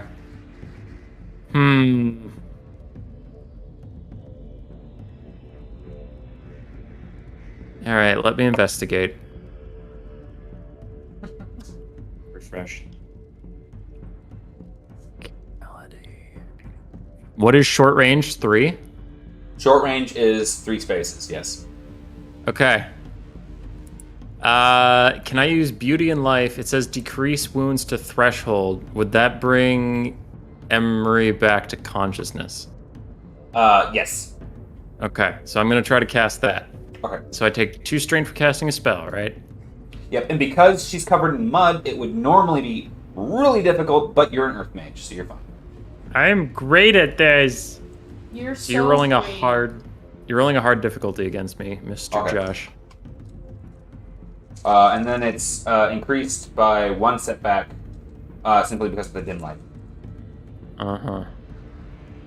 And then I use my talent, Faith Healing, after a cast of a heal spell can change 2 X ranks to success, so that would make this 6 success, 0 advantage. I rolled 2 threats. Okay. So you're So going. I get close enough and I just blast the will to live at Emery. Like, wake the fuck up. Yeah. With that, with such a roll, so you rolled 6 success. I rolled 4 and 2, but I converted the 2 into more success. Okay. Because you could do it after seeing what I rolled there. And it doesn't do anything more if you succeed. I'll just say that the threat's canceled. Okay. Otherwise, you would take a bunch of strain. That's fair. Okay, so you come conscious, and you just feel yourself like bouncing along on the shoulder of this thing. Am I? Oh god. stinks. Ugh. Oh, he was supposed to heal on his turn. Oh yeah, of course he was. You didn't burn them on your turn, I have a Got it. feeling Emery's gonna have a fear of trolls after this. right? Okay, Ilya, what do you got? You can add your movements, like you don't lose a movement point if you do double move, just so you know. Okay. I do like that. Yep, for 2. And 3. Oh, sorry. Where were you? I think I was here. Oh, yeah, so that's 4 movement points. Each one of those spaces is mud down there. Ah. Wait, so the dark spaces are mud. Everything them are that's mud, pretty much all of it is mud. That's Ah. between the pink. Yeah, just the higher ground isn't, so I was confused on that for a bit. Okay. So right here is probably good. You could, so theoretically, just I'm not trying to like metagame for you or anything like that. You could spend 2 strain to get an extra maneuver, and then double move for 6 movement points and get up next to this thing with your actions still left over. That would be like a how, or you could just spend both of your action and your maneuver to move 6 spaces and get up next to this thing. 2. He's still kinda whatever you want. moving. Yeah, he's still So I think- running. So I'm just gonna get right up to him, spin the strain, and then just give him the big fat whack. Nice. Big pat. Okay. As you run past this tree, give me a resilience check as you fight back the nausea. The nausea.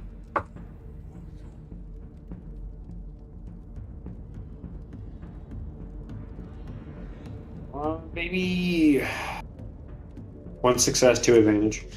You're good. You take 1 strain, just from the smell alone, but you're able to get up next to this thing and give it a good whack.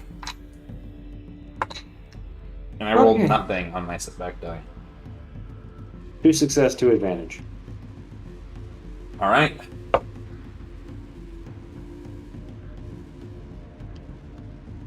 Nothing over here. Oh, great. So that would be 8 points of damage.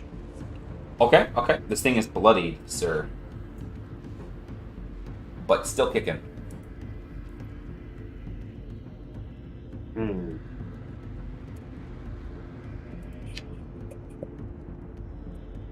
So if it's bloody, does that have any penalties for when it tries to move, like it does in D&D? No, it's just an indicator that that you've gotten them over half of their health.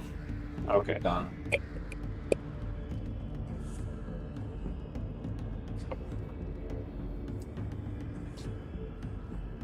Is that you, Indeed, it is.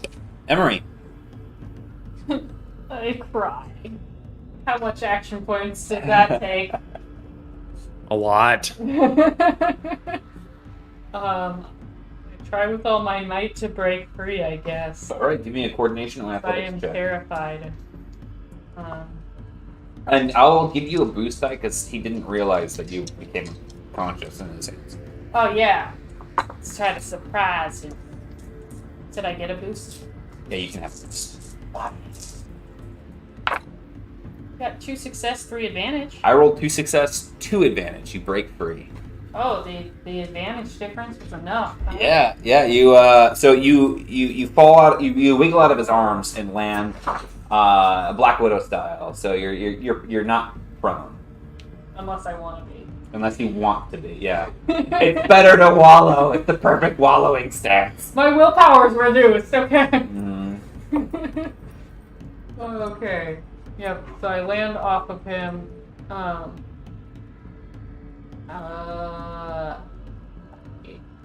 I'm like barely conscious right now. You're exactly conscious. Yeah.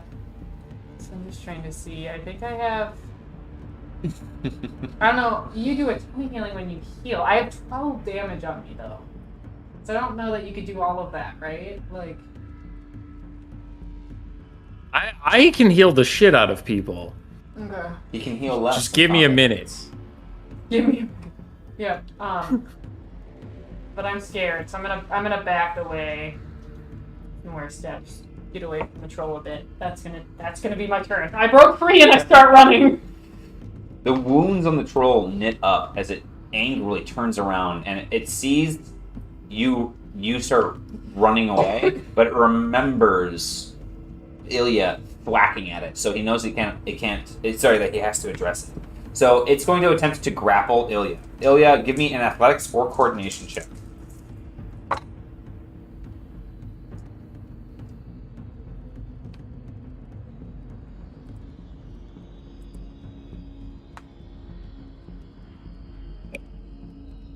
Oh, that is one success. That is not enough. So he grabs a hold of your shield, starts yanking on it, and pulls you toward him, and he's going to attempt to bite your neck while he's got you in his hands. Quite rude, sir. Very rude. I rolled crap this time. 1 success, 3 advantage. Oh, shucks. What's my... We have melee defense, right? Your melee defense is your agility score over 2, so I think it's 1 from that and 2 from your shield. It should be 3 if I'm not mistaken. But it's plus 1 purple die, always, too.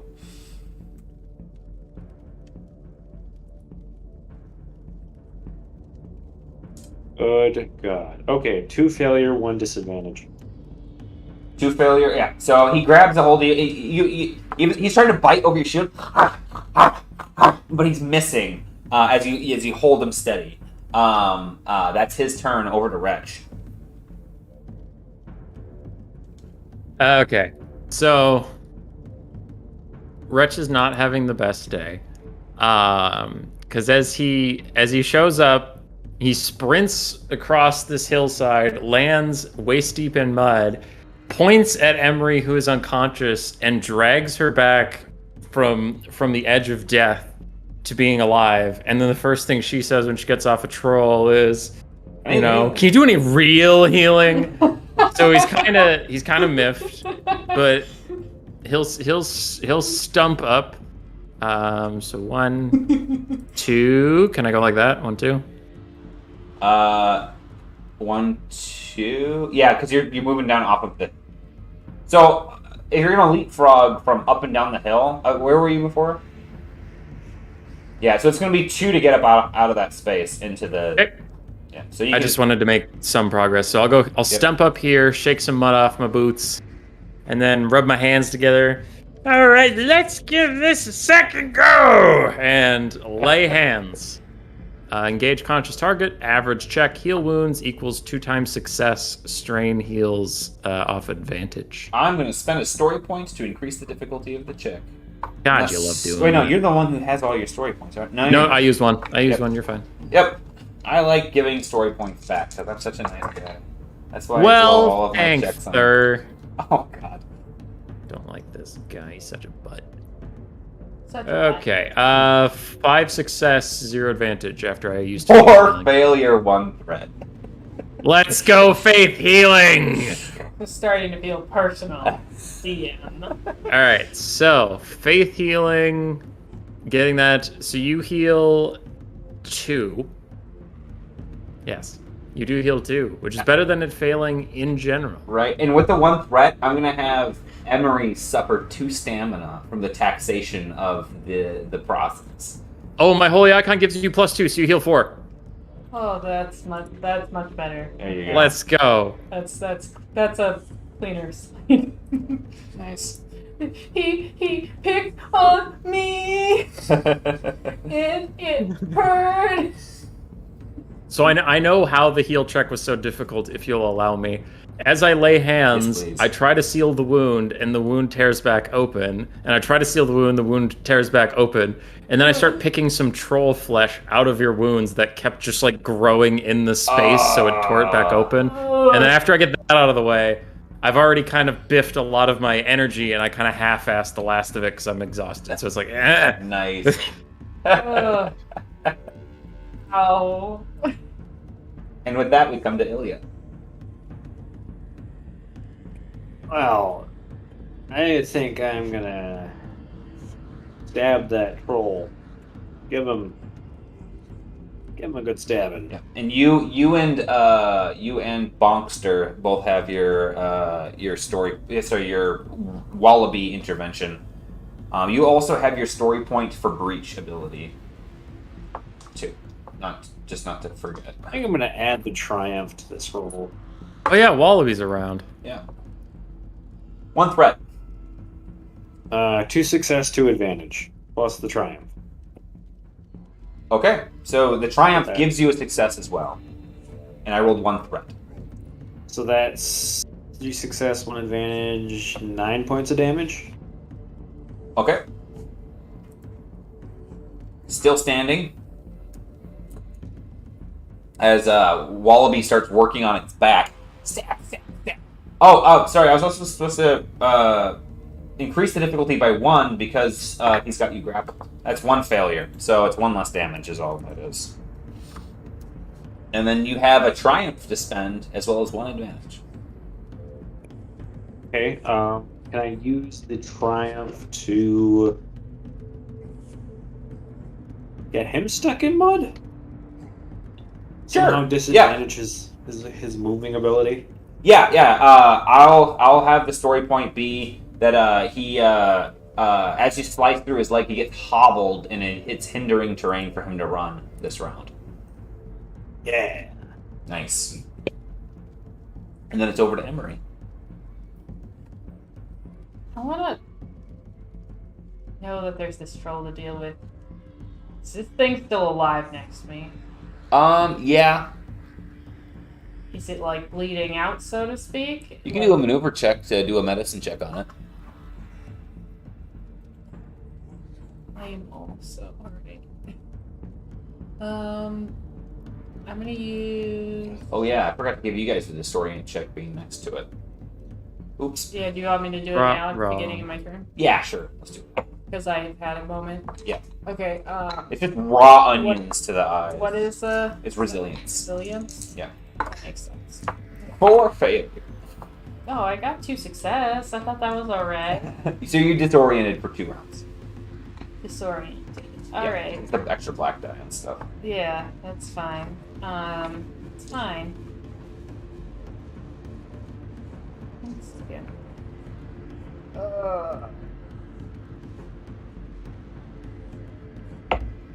Man, I'm just so hurt. I don't even know that I want to cast a spell. You also caked in mud, which Yeah. is going to heavily impact your spellcasting ability. That's true. Okay. Yeah, I want to see how this thing's doing. Okay. Perception or medicine? I guess I'll do medicine. Even though that's, not supposed to be my thing. 2 and 2. Wood medicine. Yeah. Tree medicine. Right. This thing is salvageable, but if no one intervened and tried to heal it or anything like that, it's gonna die. The bark's just ripped to pieces. It's missing large swaths of its torso. Okay, can I try to knit some of it back together with my your magic? Oh wait, I'm caked in mud. But you are you can, but you're caked in. Okay, can I start to try to wipe off some mud then? Yeah, sure. That's a really exciting turn. I look over at that thing and I'm like, give me a coordination check. You will wipe mud. I'm not saying that you can't effectively wipe mud, but it's just to determine to what degree. 3 success, 2 advantage, Mo. Yeah, you've cleared about half of the mud off of you, and and you got it off to the point where you're serviceable. It's not going to impact your magic, but you're dirty. People are like, man, your clothes are 5 pounds heavier. Yep, that's fair. That's my turn. All right. Kind of wipe myself off. It's too gross to do anything else right now. Yeah, you're trying to clean the wounds that are still there too. Yeah, no, ugh. All right. This troll knits back up a little bit, and so he's still got a hold of Ilya. And he's trying to bite over the top while Ilya's stabbing from underneath the shield. Since he's got a hold of you, he's gonna spend a maneuver. He's gonna bowl you over. You're both gonna be prone. So He's on top of you now. And he's going to try to bite your face. Face bite style. So he's going to get a boost down.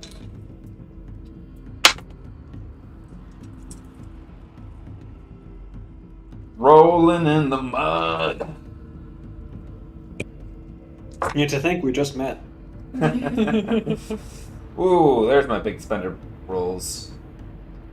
4 and 3. Oh goodness. 1 failure, 1 disadvantage. Okay, so 3 and 2.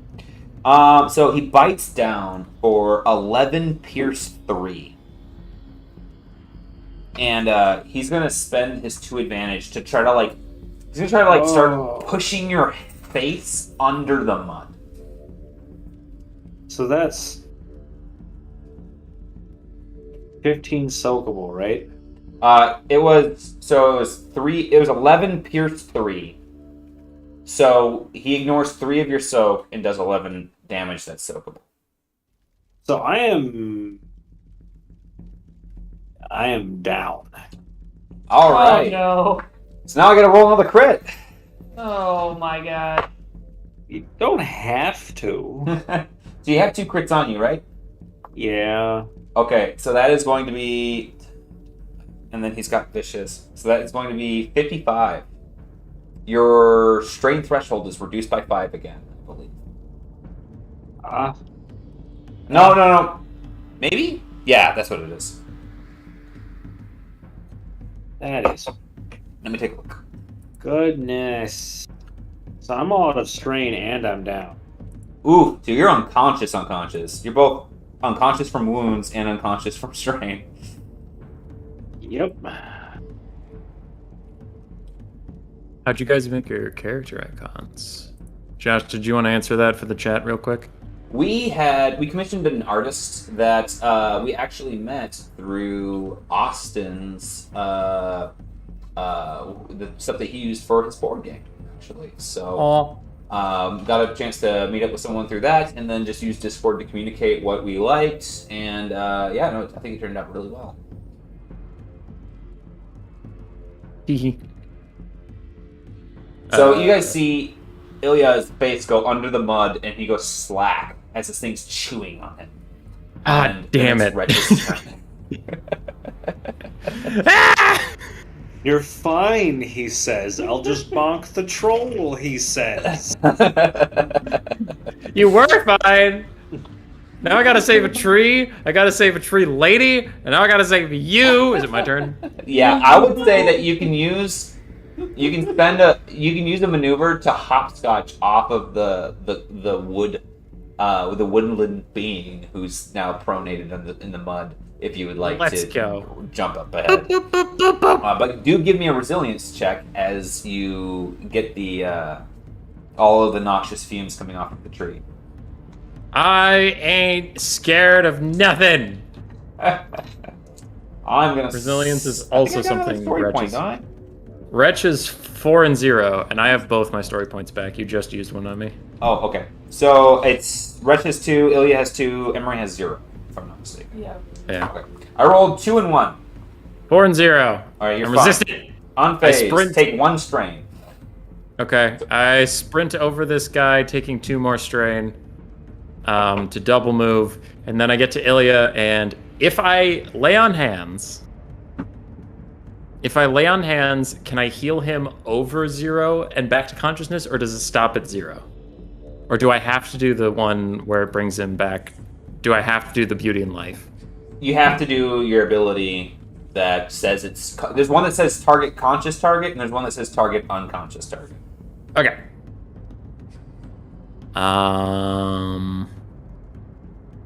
Decrease its threshold. Conscious. So beauty in life is the only one that can bring people back to that one. Okay, Yeah. so I'll do that. Okay. I could have done right? that from a short range, but too bad. Yeah, it is a hard difficulty check. 1 failure, Hold on. 2 Sorry. Backtrack a second here. Ah! So you said he did 11 damage, 3 pierce. Correct. Does that mean that's 3 piercing in additional to the 11 damage? The pierce only gets rid of soak. Okay, so then... Okay, never mind. Oh, jeez. Wait. Sorry. Meaning that I would essentially be taking What was your soak? taking away 3 soak, and then And then I would be applying hit the with... 11. Ah, Jesus. Okay. Yeah, that doesn't change anything.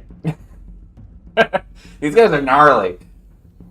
Yeah, I'm gonna find their mothers and spit on their graves, or put them in it.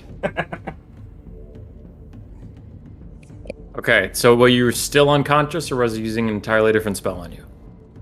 He's still. Oh, I'm super unconscious. Okay, well, you're not going to be unconscious anymore. So I got a triumph, 2 success. Okay, so sorry. I forgot how you wanted me to say that. 3 success, a triumph, and 2 advantage. 1 and 2. So then it just says returns them to their threshold, right? Decrease wounds to threshold. What does the triumph do for me? You tell me, sir. What do you want it to do? Okay. So with the triumph, you can veto this, but I would like for the triumph to be me while I am Beauty and Life bringing this man back from the depths of the muck. Be like, what's our friend's name? Sean Connery? Is it Wesley? Wallaby. Damn it. I knew it was a W. Anyway.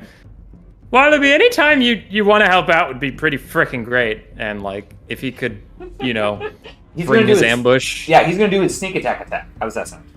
Yeah. Okay, so give me... He gets to use Skullduggery on it. So give me a... Skullduggery is cunning. Roll 3 yellow dice and 2 green dice.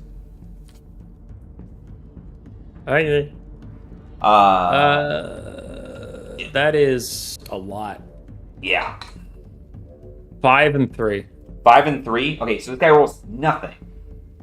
He was gonna... So there's no defense dice. So it's 5 damage plus 2 for every success. So it's 15 damage. Plus he has Ambusher. So he gets to add his damage equal to his stealth skill. So that's 18 damage. He finishes this thing off. How does he do it? So he jumps out of the tree, a half-smoked cigarette in his mouth, half a loaf of bread in the other, because he was definitely just fucking chilling while we were doing all this stuff. And then he's like, "Oh, mateys, it is I, Wallaby!" And he lands on the guy's back, kind of messed up. He didn't really have his shit together. And but he just landed on it right, that he kicks one of its vertebrae out of its spine into, like, its Adam's apple area, and its head just kind of lolls awkwardly. and then it vomits all over me while I'm saving our party, and I just give him a look. Oh, I think I lost one of my daggers in it. Well, look, that everything turned out all right. I told you this forest is dangerous, didn't I? And he kind of reaches down and helps Ilya up. Careful there! You'll choke on all that mud. It's you don't really want to get that stuff in your lungs. Start aspirating. You'll catch a cold. It'll last forever. You don't get a lot of vitamin D in this place either. Vitamin D? It's this thing that we've learned about through the annals of the Aishuelan studies. Turns out that having sunlight makes you healthy. Unless it burns you. It is what it is. You take the pros and cons. Everybody knows. Unless it burns you. Fires are good for cooking too, but don't put your hand in it. Right. So this tree thing, is it beyond my healing capabilities, or is that kind of more Emery's thing? No, you could assist in healing it. Wallaby walks up to it, and as you guys are talking, he goes, "Well, the good news is I think that the root for the tree shouldn't be too much further." And he casually picks one of the fruit from the dying thing and takes a bite out of it. It does taste like steak. That's pretty great. Stop! He's been through enough, it's been through enough, don't you think? The Wild Kingdom. It is what it is. Can I tell if it is a mimic or a what's the other one? Dryad? Dryad. Yeah, you can attempt to. Okay. Give me a knowledge. And can we do the mental rests? Yeah, you can do a knowledge nature or a knowledge people check. Which one are you doing? Knowledge nature. 2 success, 1 advantage. The thing isn't making out any intelligible speech to you that you're like familiar with. It's like if you spoke tree, maybe you would know, but it seems to be a wild creature. It doesn't seem to be like directing speech toward you. Oh, I can't remember how to speak tree right now. I'm sure it'll come back to me. Don't worry. Usually, if the trees want to speak to you, they would. Wood. You get it? We're gonna get along great, aren't we, Rex? Looks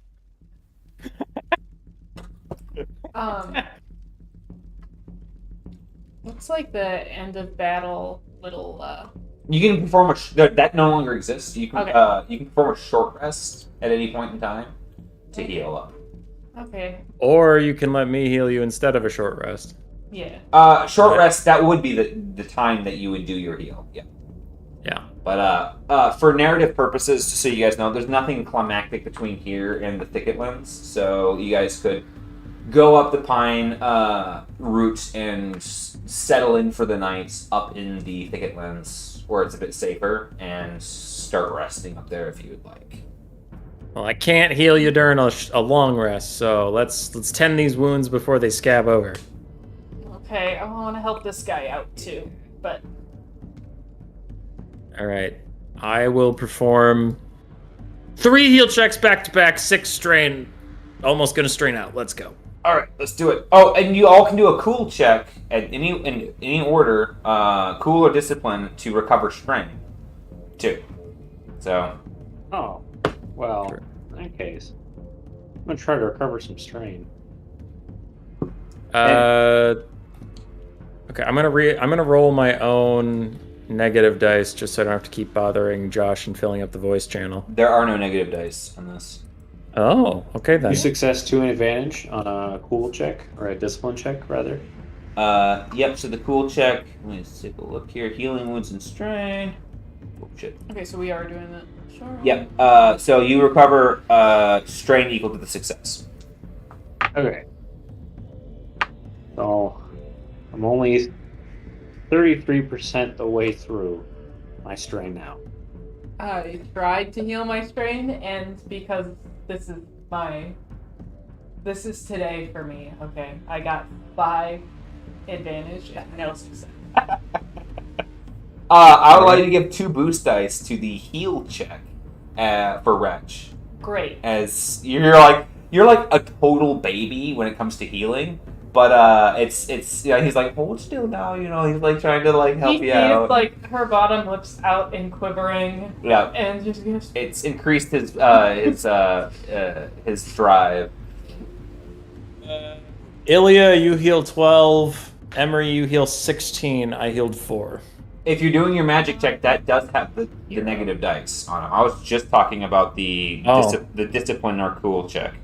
Okay, no, I was talking about the magic, and that's why I thought there was no dice. Okay, hold on. So 12 for Ilya minus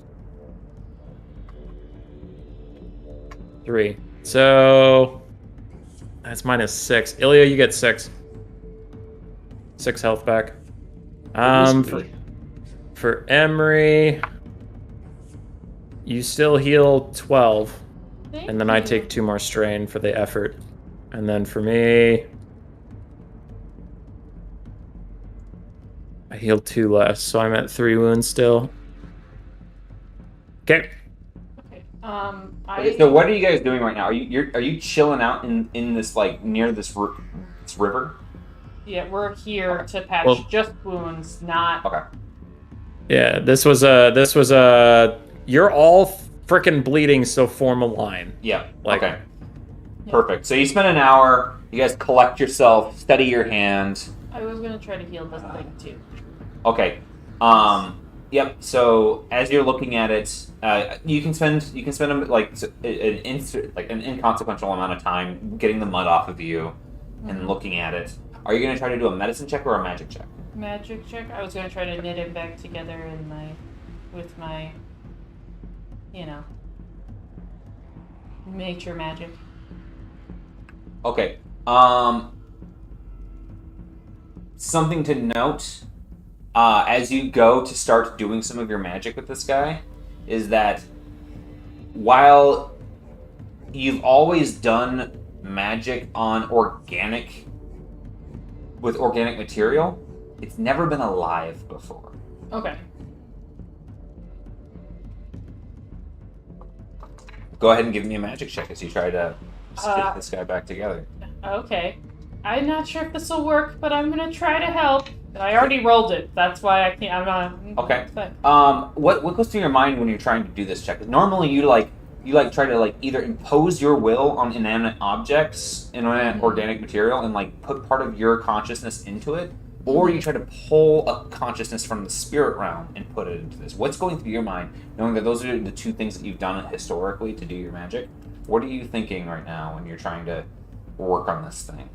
I'm gonna see how it works if I try to find this thing, spirit or whatever. Yeah. Like check in on him and be like, okay. All right. So you're gonna try to spirit bond with him. Yeah. I'm gonna roll 2 despair dice. If you roll a despair, you kill this thing. Great. This is gonna be bad. You're definitely gonna kill that thing. What'd you roll? I got 1 triumph, 1 success, and 3 advantage. Okay, I rolled 1 failure and 3 threats. So with your triumph, Whew. you start working on this guy, trying to be gentle, and you start picking up some of the dead material that was pulled off of him, and you try to put it back, and you try to infuse it with just enough animation that his own natural healing can start to knit it back together. Mm-hmm. You're not a healer. But No.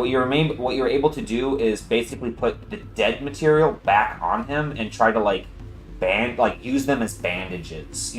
Pull bark and put the bark back on him so that way he can try to nurse it back. He's gonna be stable, but he's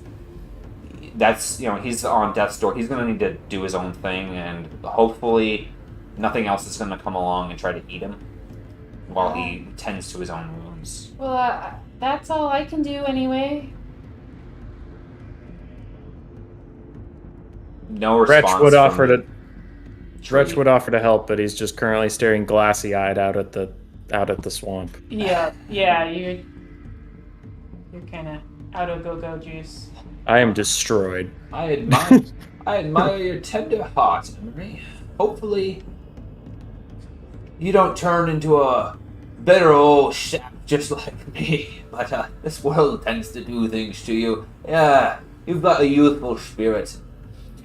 Hold on to that while you can. Good work, French. Good work, Ilya. Great team. We make a solid team, don't we? We all pulled out of this okay. You know what? I'll lead point from now for moving forward until we can assemble a camp for tonight. Yeah, you all take it easy. Let old Wallaby guide the way. Thanks, Sean Connery. He just starts walking ahead. Thanks for all the help. You dick. I don't like trolls. I think that's officially decided. Can confirm.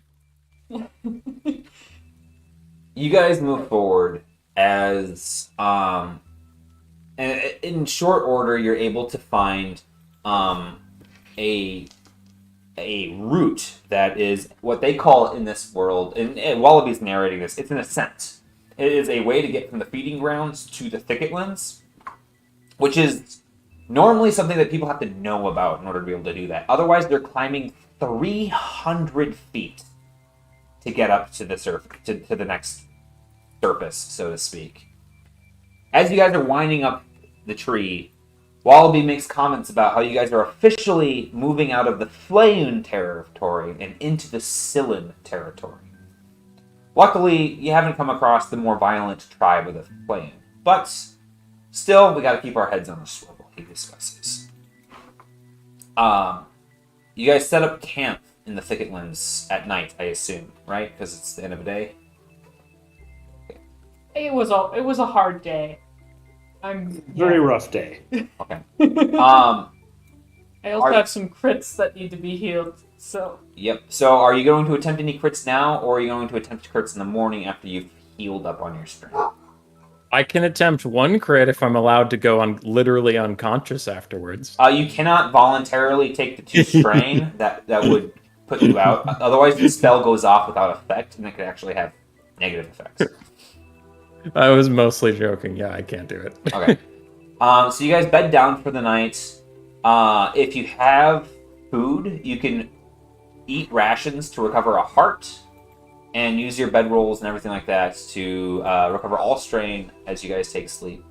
Do you guys take any watch shifts? Like 6-hour shifts each for staggered for a 10-hour sleep cycle? Or how do you do it? Is there any negatives to doing that? Like, I think it's from actually 8 hours. Definitely sounds No, like a good no. idea. A standard 8-hour sleep cycle would be fine to get each of you 6 hours and a watch consistently. And Wallaby could help too, and you guys could even make it even more efficient. So, but 8 hours, you guys can recover all of them. In the meantime, I need you all to give me a discipline check. Damn it. What is wrong with you? Oh no! It's never enough, is it? 1 success. It's never enough for you, Mr. DM. You always just want more. For blood. 2 success, 3 Well, advantage. 3 success, 1 advantage. 1 success. There's something about this place. You can't put your feelings. You can't put your finger on it, but there's just a feeling.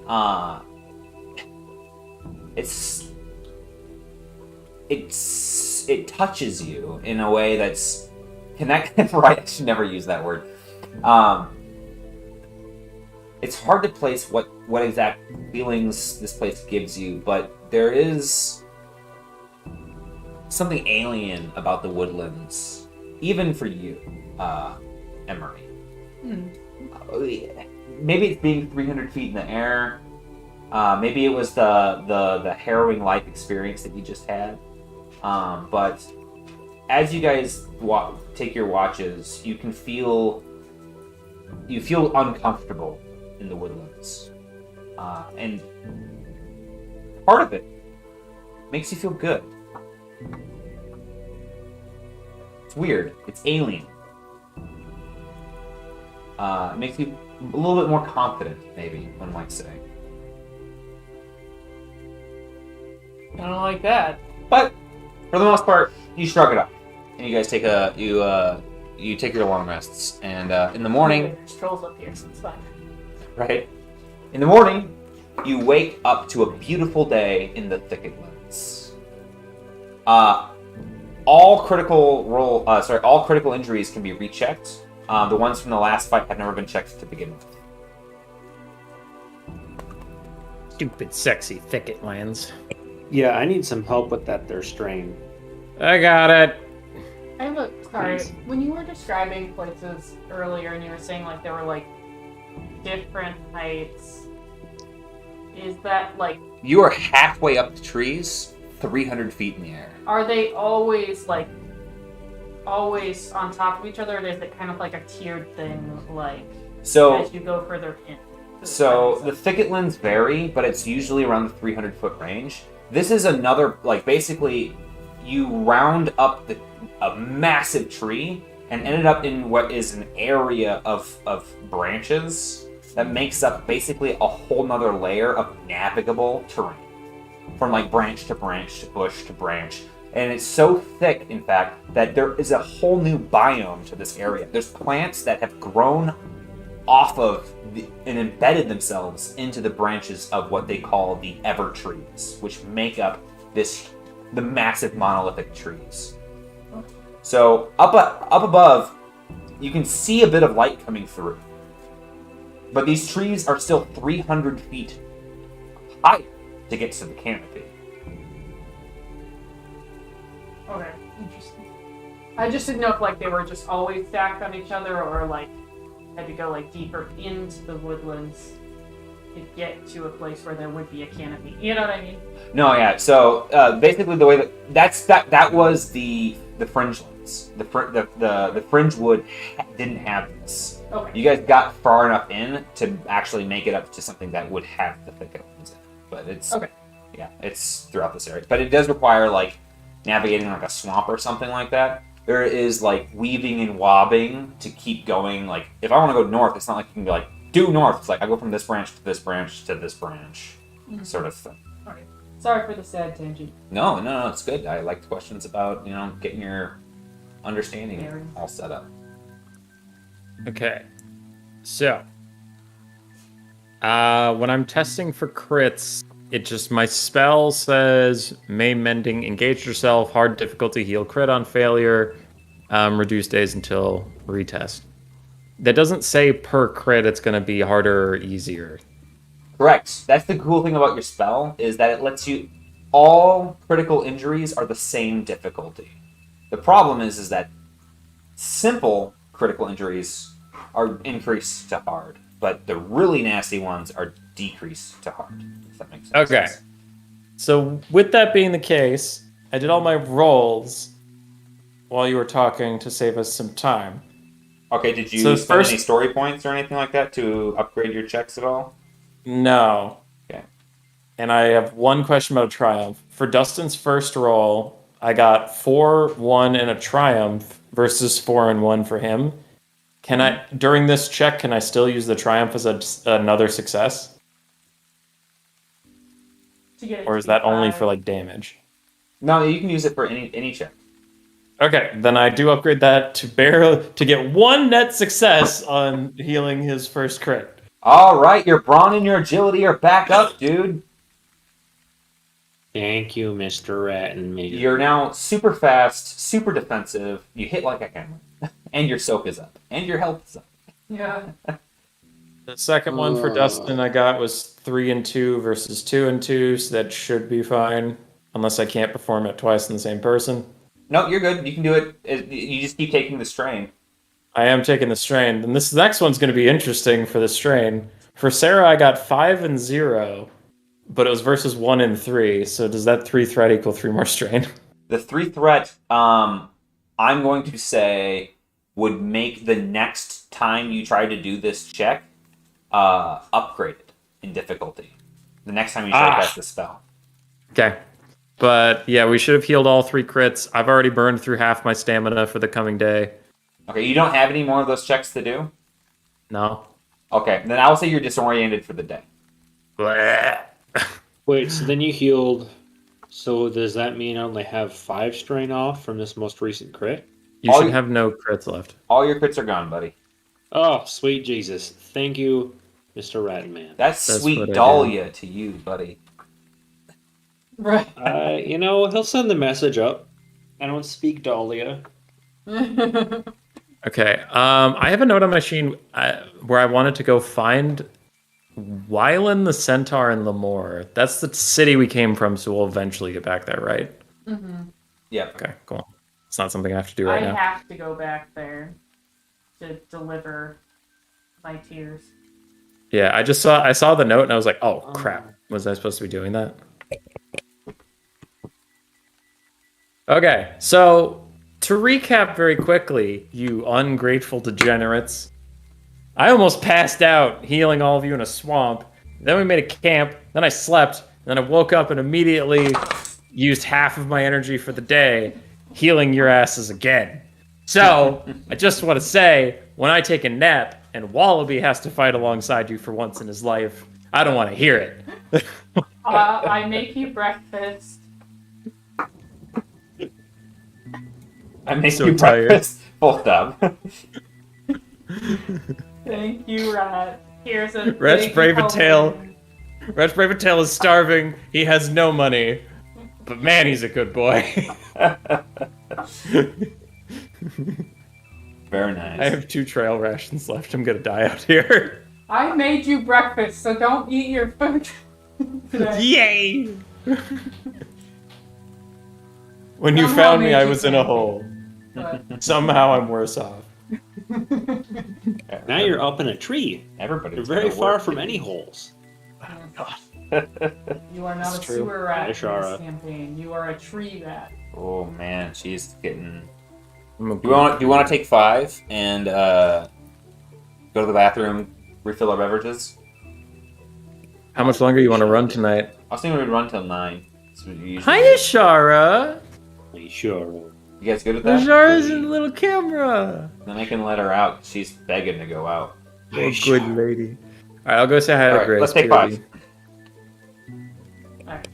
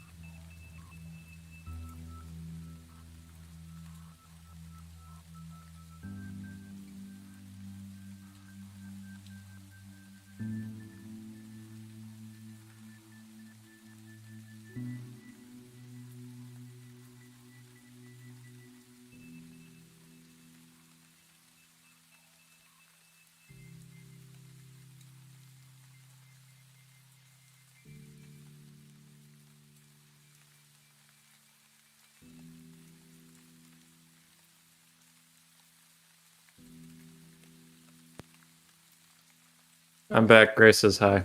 Hi, Grace. Hello, Grace. Hi, Grace. Okay.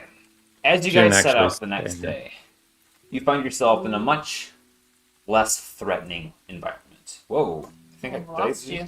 Yeah. In I lost you. Discord. Yeah. Let me.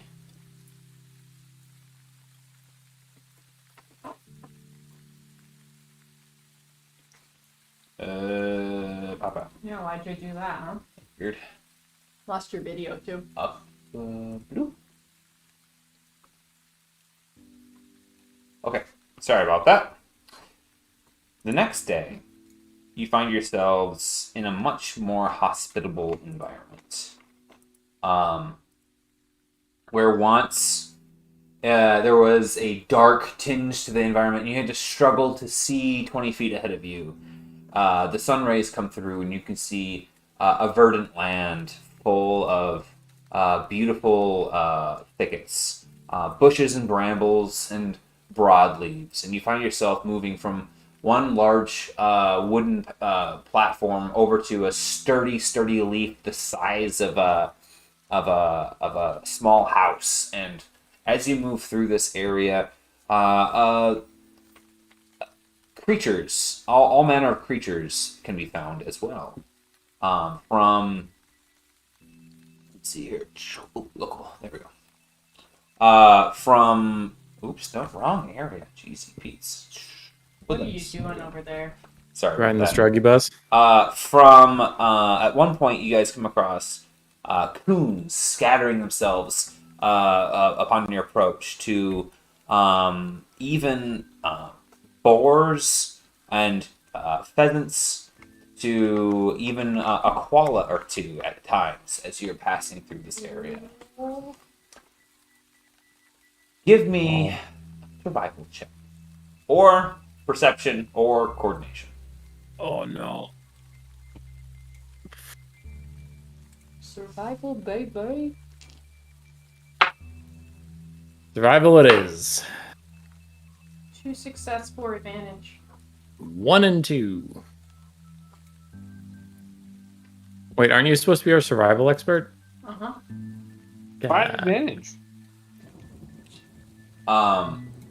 As you guys are moving along, Ilya, caught in the sightseeing from this new biome, finds himself walking along a broadleaf that unfortunately can't hold his weight, and his foot plummets through part of the leaf, and Emery is able to catch his arm and pull him out of it. But looking down below, you see just a 300-foot expanse. There are small branches down along the way, so maybe 100 feet down you might catch a branch or two. But just for understanding on the damage,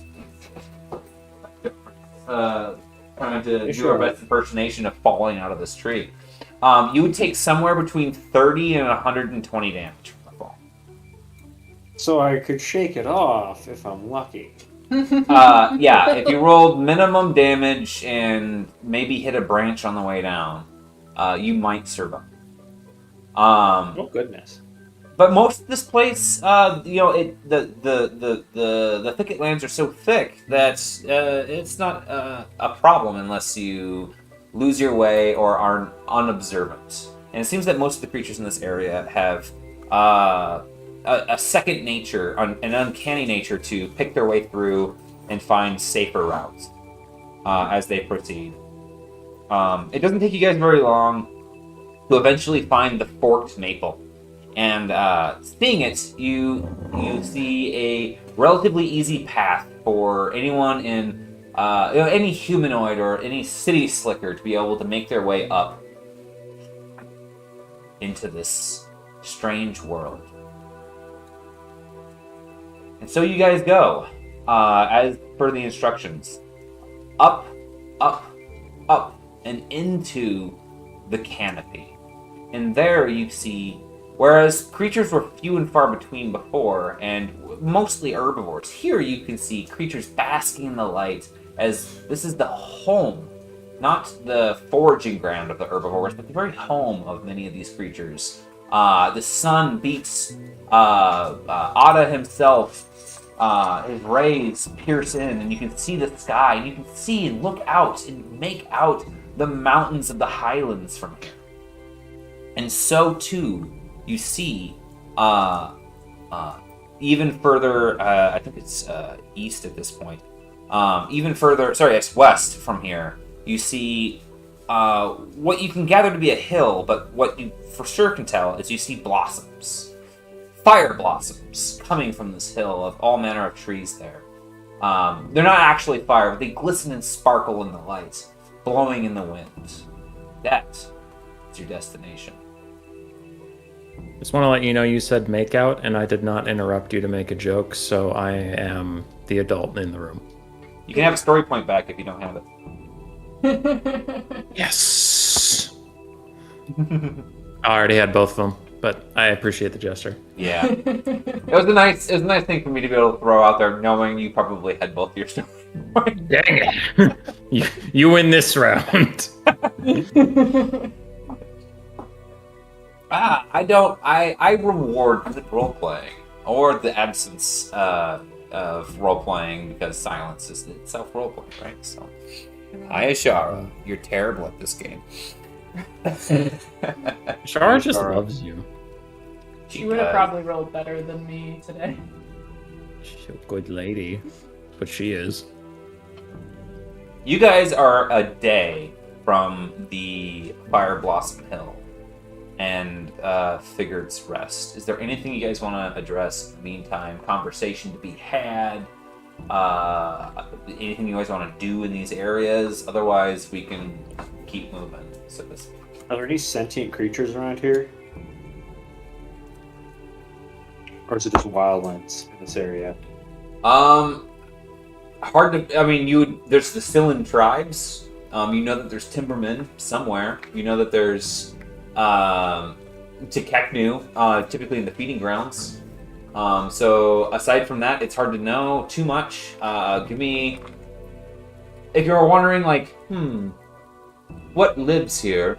Give me a knowledge nature check. If you're trying to keep your eye out for someone who speaks, I'm gonna need you to give me a knowledge people check.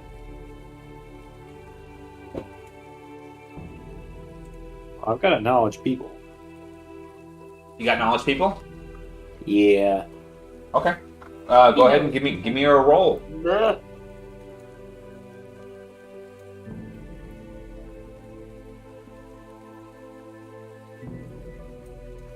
For advantage.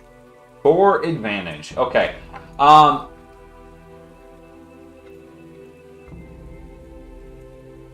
There are some, but how do I put this? You find yourself trying to look for someone who speaks, but you are not familiar with Awoken. You haven't spent too much time with them. and you're kind of find yourself like looking at an animal and being like, is that an animal or a person?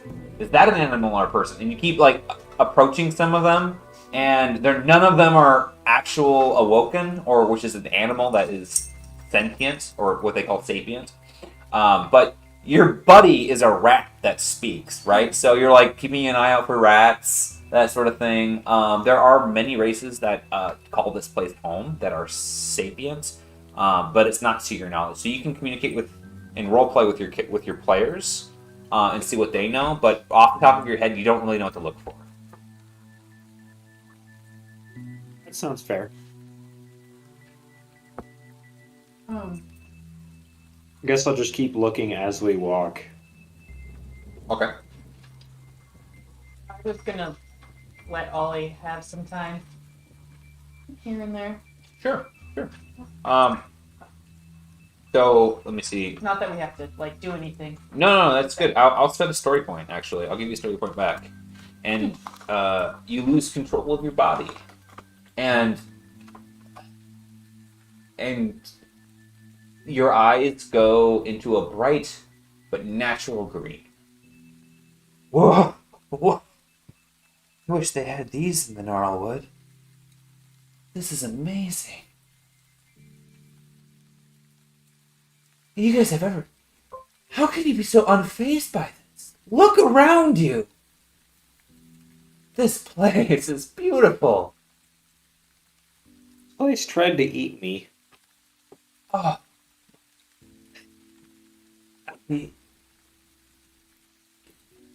From what I've seen, I mean, that's natural, but there are worse ways to go. And you kind of look forlorn there for a moment. Well, You're being... yes, it's natural, but death is natural, and I'd like to avoid that. I find it rather disagreeable. I came very close, and would have been there without our rat friend. Yeah. being weird again. Yeah, thank you, wretch. You saved my... You did a good job.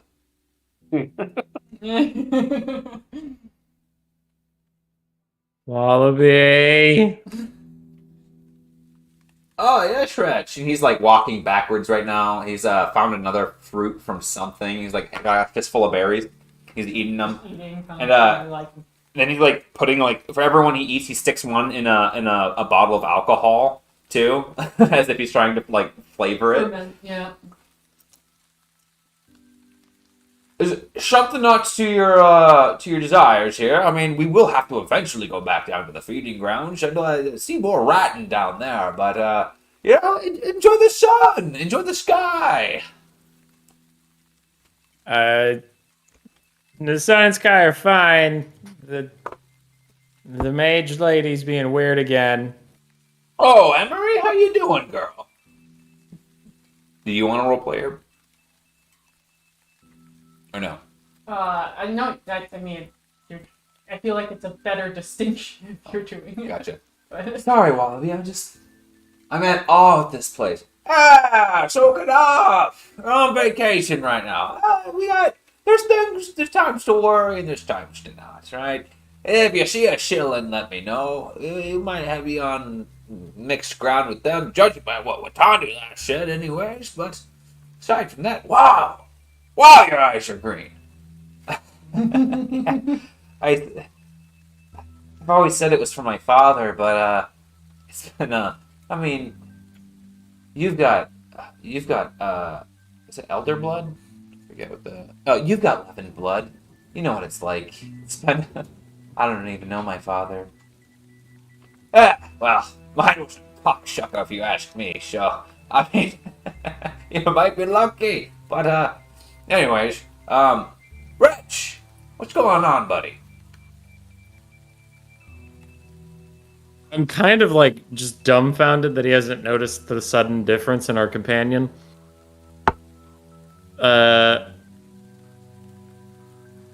Never mind. Guess people's eyes just change color and their personalities can flip wildly. You've been around as long as I have, and you've seen it all. they're not stabbing us in the back, they're not speaking in tongues, disembodying themselves and turning into gas, then you're probably fine. Okay, buddy. That was oddly specific. Yeah, recorks his bottle and puts it on his head. You do what you gotta do. I'm gonna stick close to Ilya and just let this run its course then. Ilya, I've been meaning to ask you, as a Norn. You know, it's pretty cold up there, but we've met a lot of your folks in the days, and I gotta say, you're one of the kinder ones. Well, less standoffish. It's nice. Looks good on you. I do try to be. I've experienced some extreme circumstances, I think we all have, and the best way to get through is to cooperate where we have to. Yeah. Do you miss the Winterlands? I I always kind of like the North, but it's nice for a change of pace. That's all I've ever known. I enjoy the stark beauty of my homeland, but being able to shed layers and not die from it does feel good. Yeah. Back up in the Gnarlwood, we had to deal with all manner of beings, with the restless, and it made me think. I mean, we had to think hard on some of the old lore back there. I mean, you go to Bronton, and everyone's just flaming pitchfork over there. If you don't mind me asking, which way do you lean? I'm, how do I put this?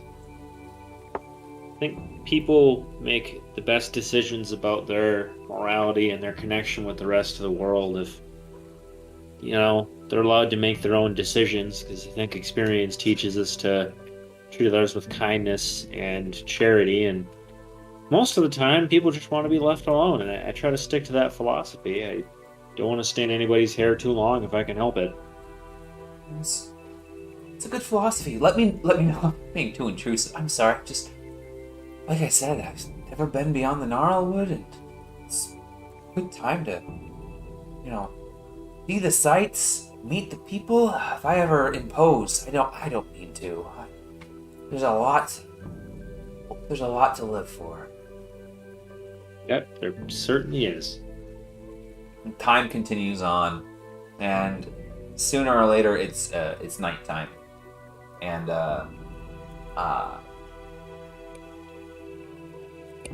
Emery, you kind of shake your head for a moment,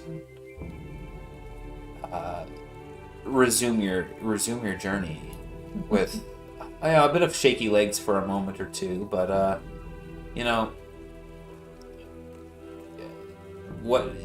as you guys bed down for the night, anything you guys want to talk about? You guys will consume rations, heal if you consume rations, take a damage if you don't consume rations, recover all strain, and you guys will be ready for the next day. All right. I don't have anything else. Consume a ration. Okay. If none of you guys have anything you'd like to talk about amongst each other, I will ask that you guys all give me a discipline or cool check. Definitely not suspicious.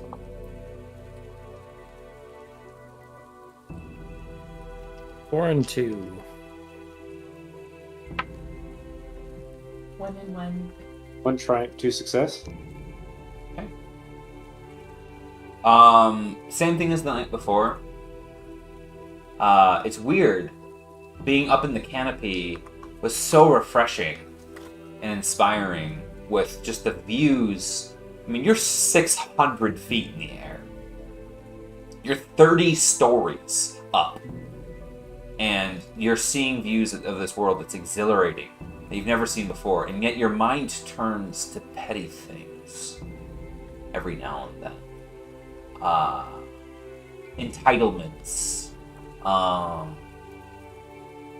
feelings of standoffishness every now and then as you guys take your watches. You look at your party members and you critique and criticize, but maybe no more than you ever have on a bad day. And it fades. And you go to sleep, and everything goes back to normal.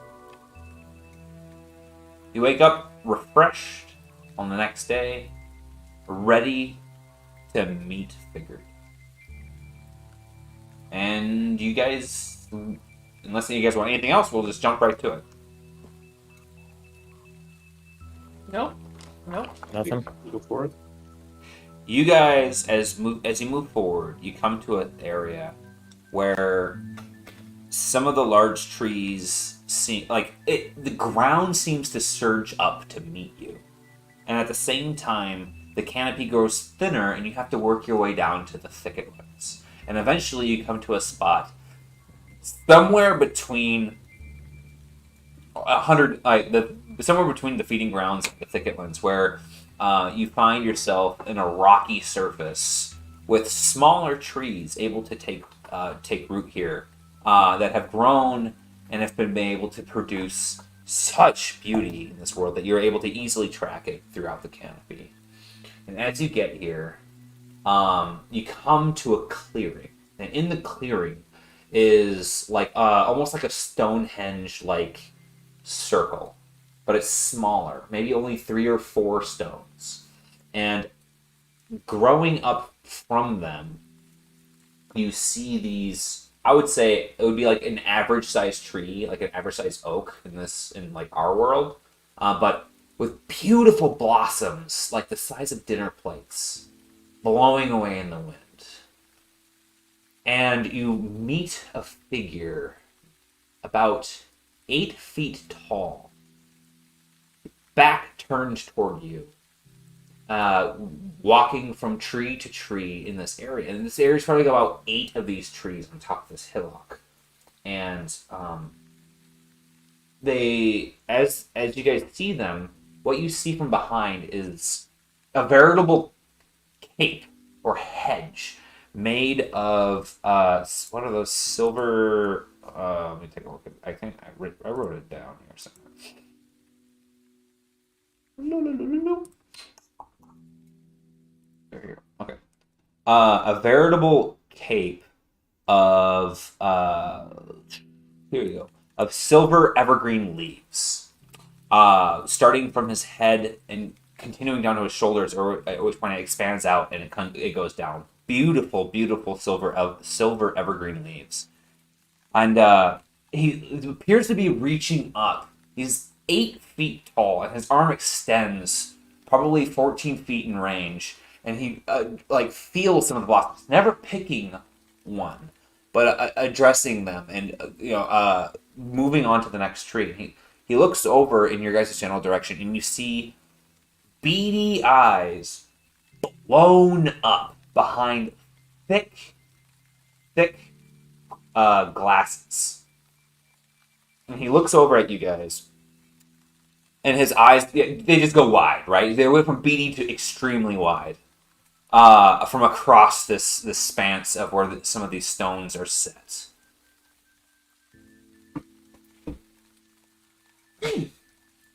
And you hear...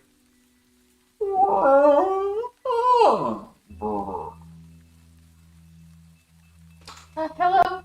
What languages do you speak? Primal. Primitive, primordial, profane, and common. Okay, so I heard primitive and primordial. Primordial. Primitive for me. Yeah. Primitive? Okay. If you speak primitive, you understand half of what he's saying. If you speak primordial, you understand half of what he's saying. If you speak both, you understand him fluently. I understand. I understand primordial. Okay. So 2 of you understand him broken English style, and 1 of you understands him fully. Okay. He looks over and goes, "Oh, guests! It's been a long time since I've had guests. I'm sorry I haven't made arrangements. Go ahead and gather." Oh, absolutely fine. I'm Emery. Hey, you guys, introduce yourselves. These are my friends. I'm Ilya. Wretch Braventail. The pleasure's mine. My name. He's slowly lumbering toward you guys. Get it? And then finally he comes up to one of the stones, which to him is 6 feet high. So he like leans forward on it towards you guys. My name's Bigard. I'm glad we found you. We were looking for you, actually. Oh, I'm unfortunately a sorry sight compared to my beautiful home in charge. I hope that you can take time to appreciate the hillock of blossoms. It's beautiful. You take care of all this? I am the druid of this hillock, yes. Very nice. Thank you. Although it really is them that do the work, I merely see to any needs and tampering that comes along, making sure that they can. I'm sorry. If you're here to reacquaint yourself with these lands, go ahead. I understand, judging by your apparel, assume that you've come wide and far to journey to the hillock of blossoms.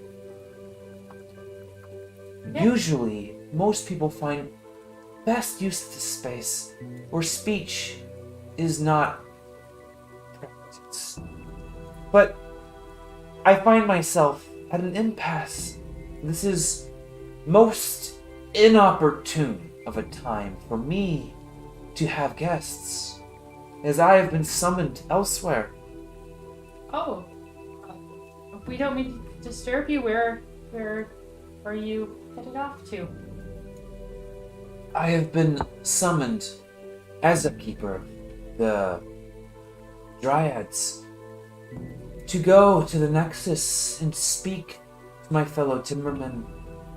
There is, unfortunately, trouble afoot that could impede upon my hillock. Oh? It's most unfortunate. Does this have to do with that summit coming up? I have gotten scant details, but I was told from Bularau that I was needed so we could speak, for Watandu last has an edict, and it poses an issue for all of us here in Carnation.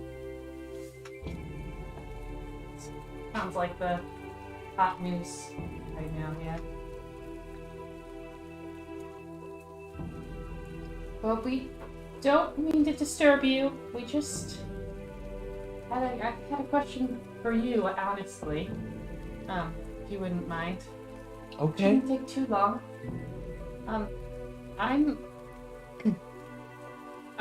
trying to find a certain ingredients, I guess. I'm looking for the tears of a true weeping willow. You searched for the weeping willows, the ancient ones. Yes. I'm sorry, but you will not find them in my hillock. There are some, most certainly, in the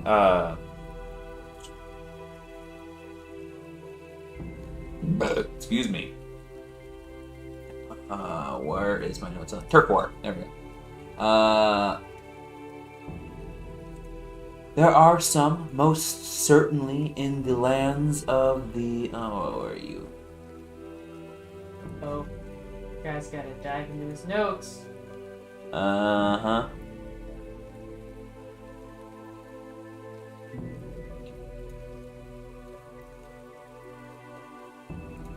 Why can't I see that as my notes? Let's see. Oh, in the Vivan lands, at the Arboretum. Though here locally, it will be harder to find. At the summit of the druids, the keepers of the land will know of all the trees in Carnation. Ulrich will be there. Maybe he'll have an answer. Or one of the other druids and keepers of this land. If your destination is this hillock, I bid you stay and find comfort and soothing, provided you respect the place. If, however, your matters of this weeping willow are of great import to you, I bid you join me as companions, and we can go to the Nexus and consult at the summit. Where's the Nexus in relation to the, what is it, the Bracken Bastion? We're also have some business there. Oh, of course. The Nexus is but... It would take me maybe one day of travel to get to the Bracken Bastion from the Nexus. But for legs as short as yours, especially for folks who are not acquainted with this land, I imagine it would take you longer.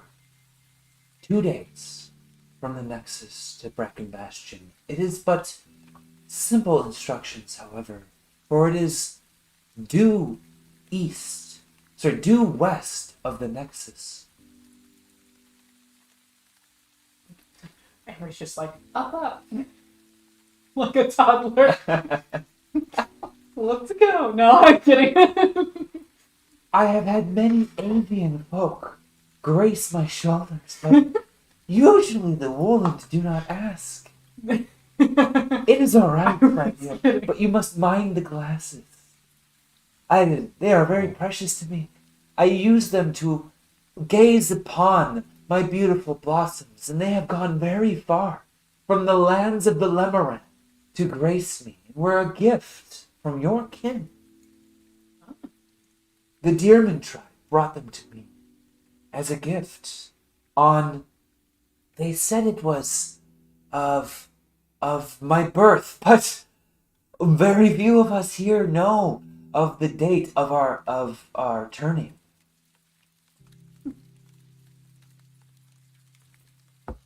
Of your turning, huh? The date of which life was sprouted. Oh, is that like a too personal of a question? How that works? I'm sorry, that's probably very rude. It's. Are you? Have no mind. Our births are dependent upon the nature of you, whether you be spruce or fig, maple, or you be evergreen. However, the sensitivity of the topic comes merely from the current events in our lineage. It has been harder of late, and many of our folk have begun losing our sentience, and have become reduced to both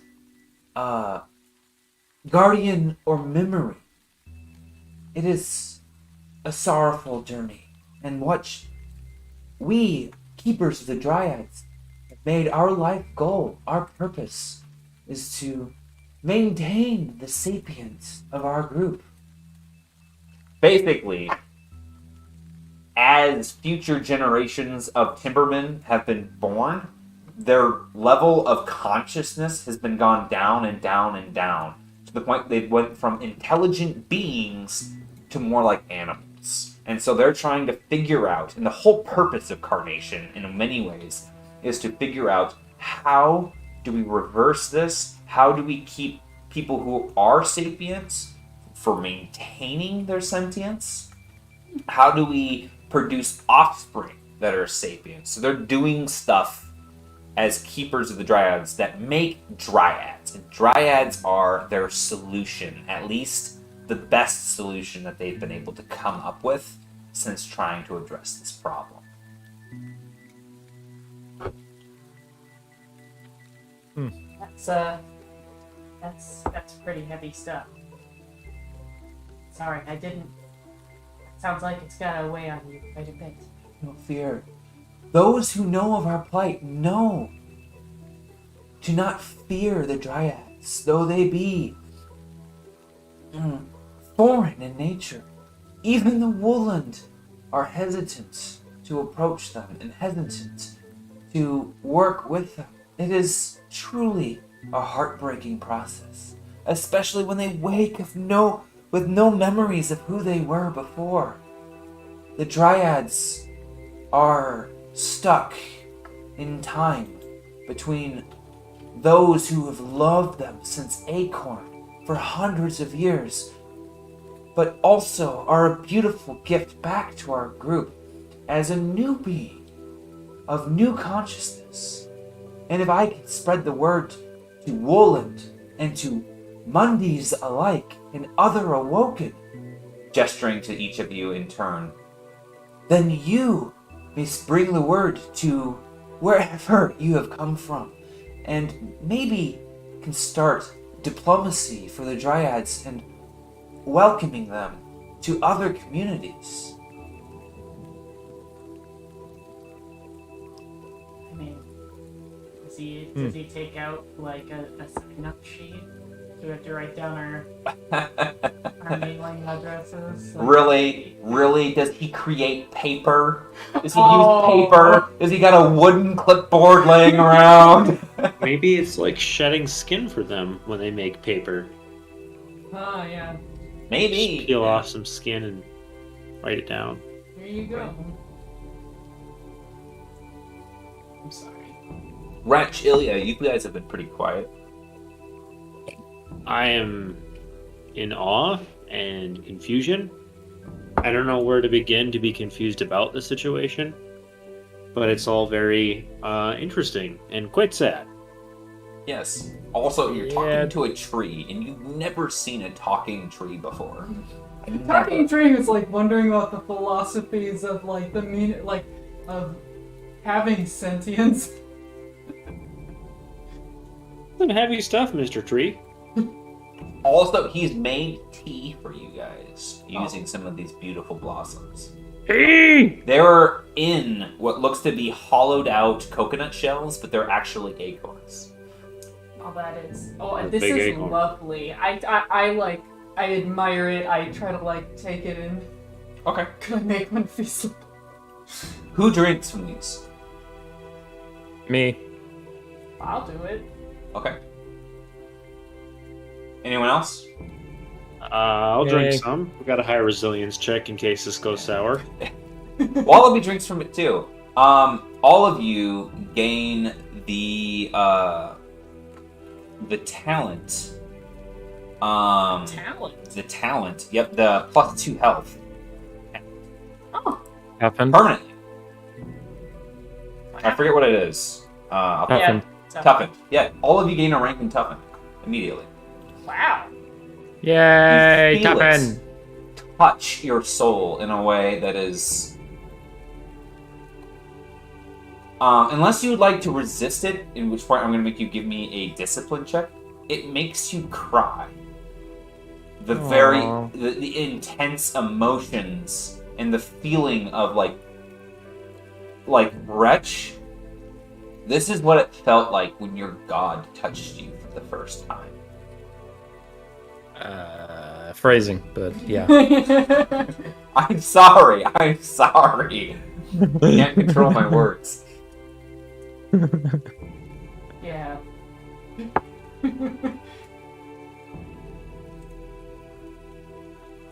Oh no. All right. I just start bawling.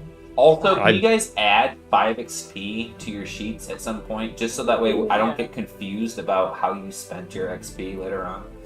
For sure. Let me just. Yay! I do not resist tears. I'm I, secure in my Norn masculinity. There's silent. I also madness. weep openly. It's okay to cry. Wretch, sorry, not Wretch. Wallaby takes the beverage and he drinks some of it. And as everyone's talking, he's like, and he like pours booze in as he's drinking it. And unfortunately, it deanimates the proteins that cause the special effect. But he thinks it's wonderful. Wallaby, you stupid. Oh, this is lovely. So, the question is, are we tree people now? Do we go help the tree guys? Are we tree people now? So you've talked to this to Figured, and you guys see what appears to be a great bird, a vulture, but for some reason in this realm it seems appropriate, and it comes down and lands on Figured's back, and he kind of looks at this. You're right. It is time. I was just giving my hillock one last goodbye, packed the blossoms, and getting ready to head out soon. Are you guys comfortable here? Would you like to come with me? One second. We're gonna do a little huddle. Let's just. You just wait 1 minute. Of course. You guys want to go meet the tree people? The timbermen? My character wouldn't say tree people. This guy has juice that makes you cry. We're looking for a crying tree. This seems to add up. Yeah, I mean, I'm pretty tall, pretty tree-like, solid. Yeah, they also are very nice, and if there's any more of this tea anywhere. Well, how far out is that gonna get you? Because I don't have a timeline like you do. You guys like to see the map? Yeah, he said it was just 1 day from. I have already marked it on the map. Thanks, Josh. Oh, so yeah, it's like right next to Brecken Bastion.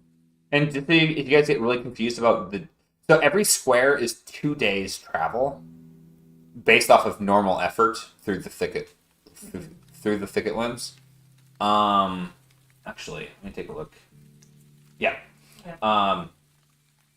If you guys get confused, where the Deerman tribe to the Figured, that was a zigzag. That's why it just very descriptive, was very descriptive about it. Is it was a zigzag to get to Figured, and actually up and out of the soil. Gotcha. I don't know. It seems cool. Maybe we'll make some good friends. They're very nice. So far.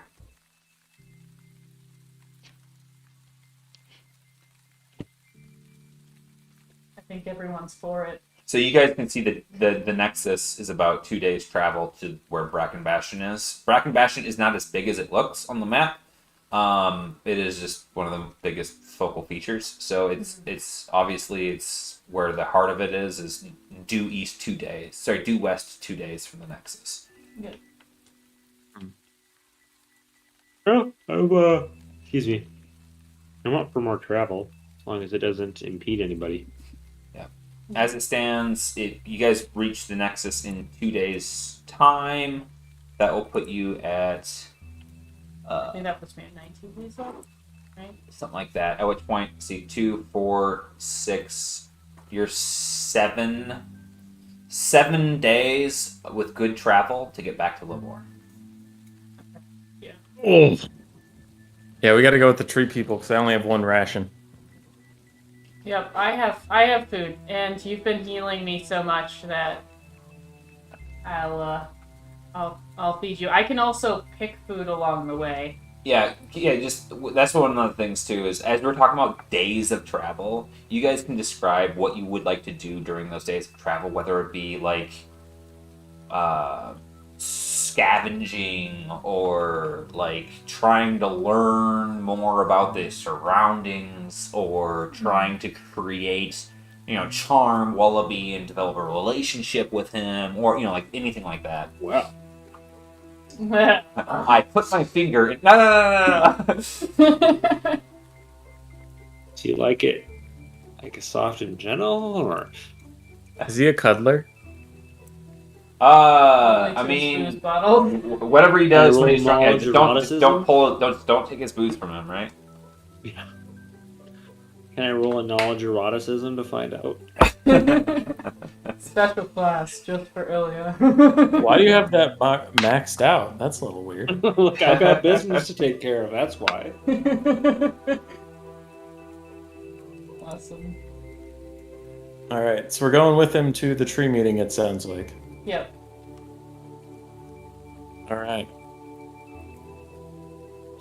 Also, Okay, and that's a good point to stop. Actually, that's a terrible point to stop.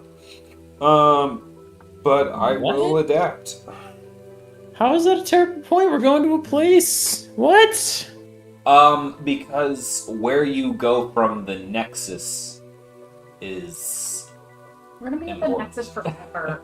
You're right. I just need to drag out the session so that way I know where you're going after you go to the next. It's pretty obvious where we're gonna go next. I'm not worried about where you're going next. I'm worried about where you're going after that. No, I'm saying like Nexus and then probably the Bastion. Track and Right. Bastion, yeah. Just 'cause- Maybe.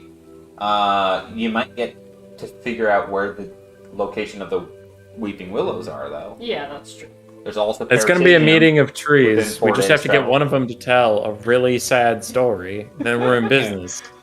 Which Right. use the real Weeping Willow. Let me tell you our rolls from last time. The Just real getting balling out of Weeping pity. Willow, please stand up. Okay, where we'll end the night, you guys are heading south with Figured to go to the Nexus, where he will meet with the other keepers of the Dryads. And you guys will inquire about the location of a true Weeping Willow, and assume that that is not offensive. Next thing to know is, he didn't seem offended. No, he didn't. The other thing for you guys is that you each receive 25 experience points. Oh my! So you guys can spend that between now and the next session and consult with me if there's certain vibes you want with your characters. If there's talents that you don't, if there's a very specific type of thing that you want to head your character down and there's not a talent that feels good for you, let me know, because that is a work in progress. I've been wanting to add talents to that for forever. It's just a matter of, I could make it 1,000 pages, and that's not very helpful either. So, 25 XP for the whole group, on top of your 2 extra HP from your beautiful drink. I have a question for Emery. Yes. What is our total XP right now? I have 420. Nice. Hey, Emery, do you mind if I steal a story point from you, since I totally I gave don't you have- guys all permanently increased 2 health points? You want to take my 1 story point? Yes, I would like to take your 1 story I have point. none. Since you have none? I Now you will have have. I have 1. Yeah. Yeah. I feel like that's appropriate for the Yep, for that's the extra XP, essentially. That's fine. Cool, thank you. Now I have all the story points. I mean, I still have my 2. I'm just chilling. Oh, you have 2 too? Can I have 1 from you? Yeah. Thank you. All right, so I'm down to 1. Is Emery still at 0 or is Emery at 1? I'm at 0. My numbers are inverted, so it's hard for me to. Okay. I have 2 for I have 0 for Emery, 1 for Wretch, and 0 for Ilya. Oh, God. Ilya, what are you doing? I I used a triumph from. Oh wait! Hold on. No, I'm doing it backwards in my brain. So this should be a 0. Now, who's on second? Okay, Ilya, you have both your story points. That's what it is. Okay. Ooh. There. Okay. Cool. So I'll take 1 from you instead of 1 from Emery. Check. So we all have 1. Correct. Okay. All right. Communist. Hey, I feel like that's, pretty fair for the permanent health increase. Oh, I'm Emery. I recklessly spent all my story points, irresponsibly, mind you. And Dustin and I have had our retirement funds pilfered for this. These I damn will just millennials say, are taking everything from us. I am Absolutely. upset. Absolutely. Yep. Yep, you're right.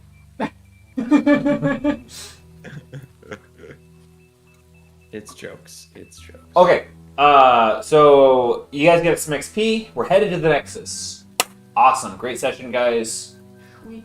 What a pit fight with those trolls. That was fun. It was nice to be able to break out some mechanics with dimness and grappling and stuff. Well, I hope everyone had a great night. We'll see you guys in 2 weeks. Same thing with you, channel. If you guys got questions about everything that happened on, just go ahead and throw them in the comments. I will address them during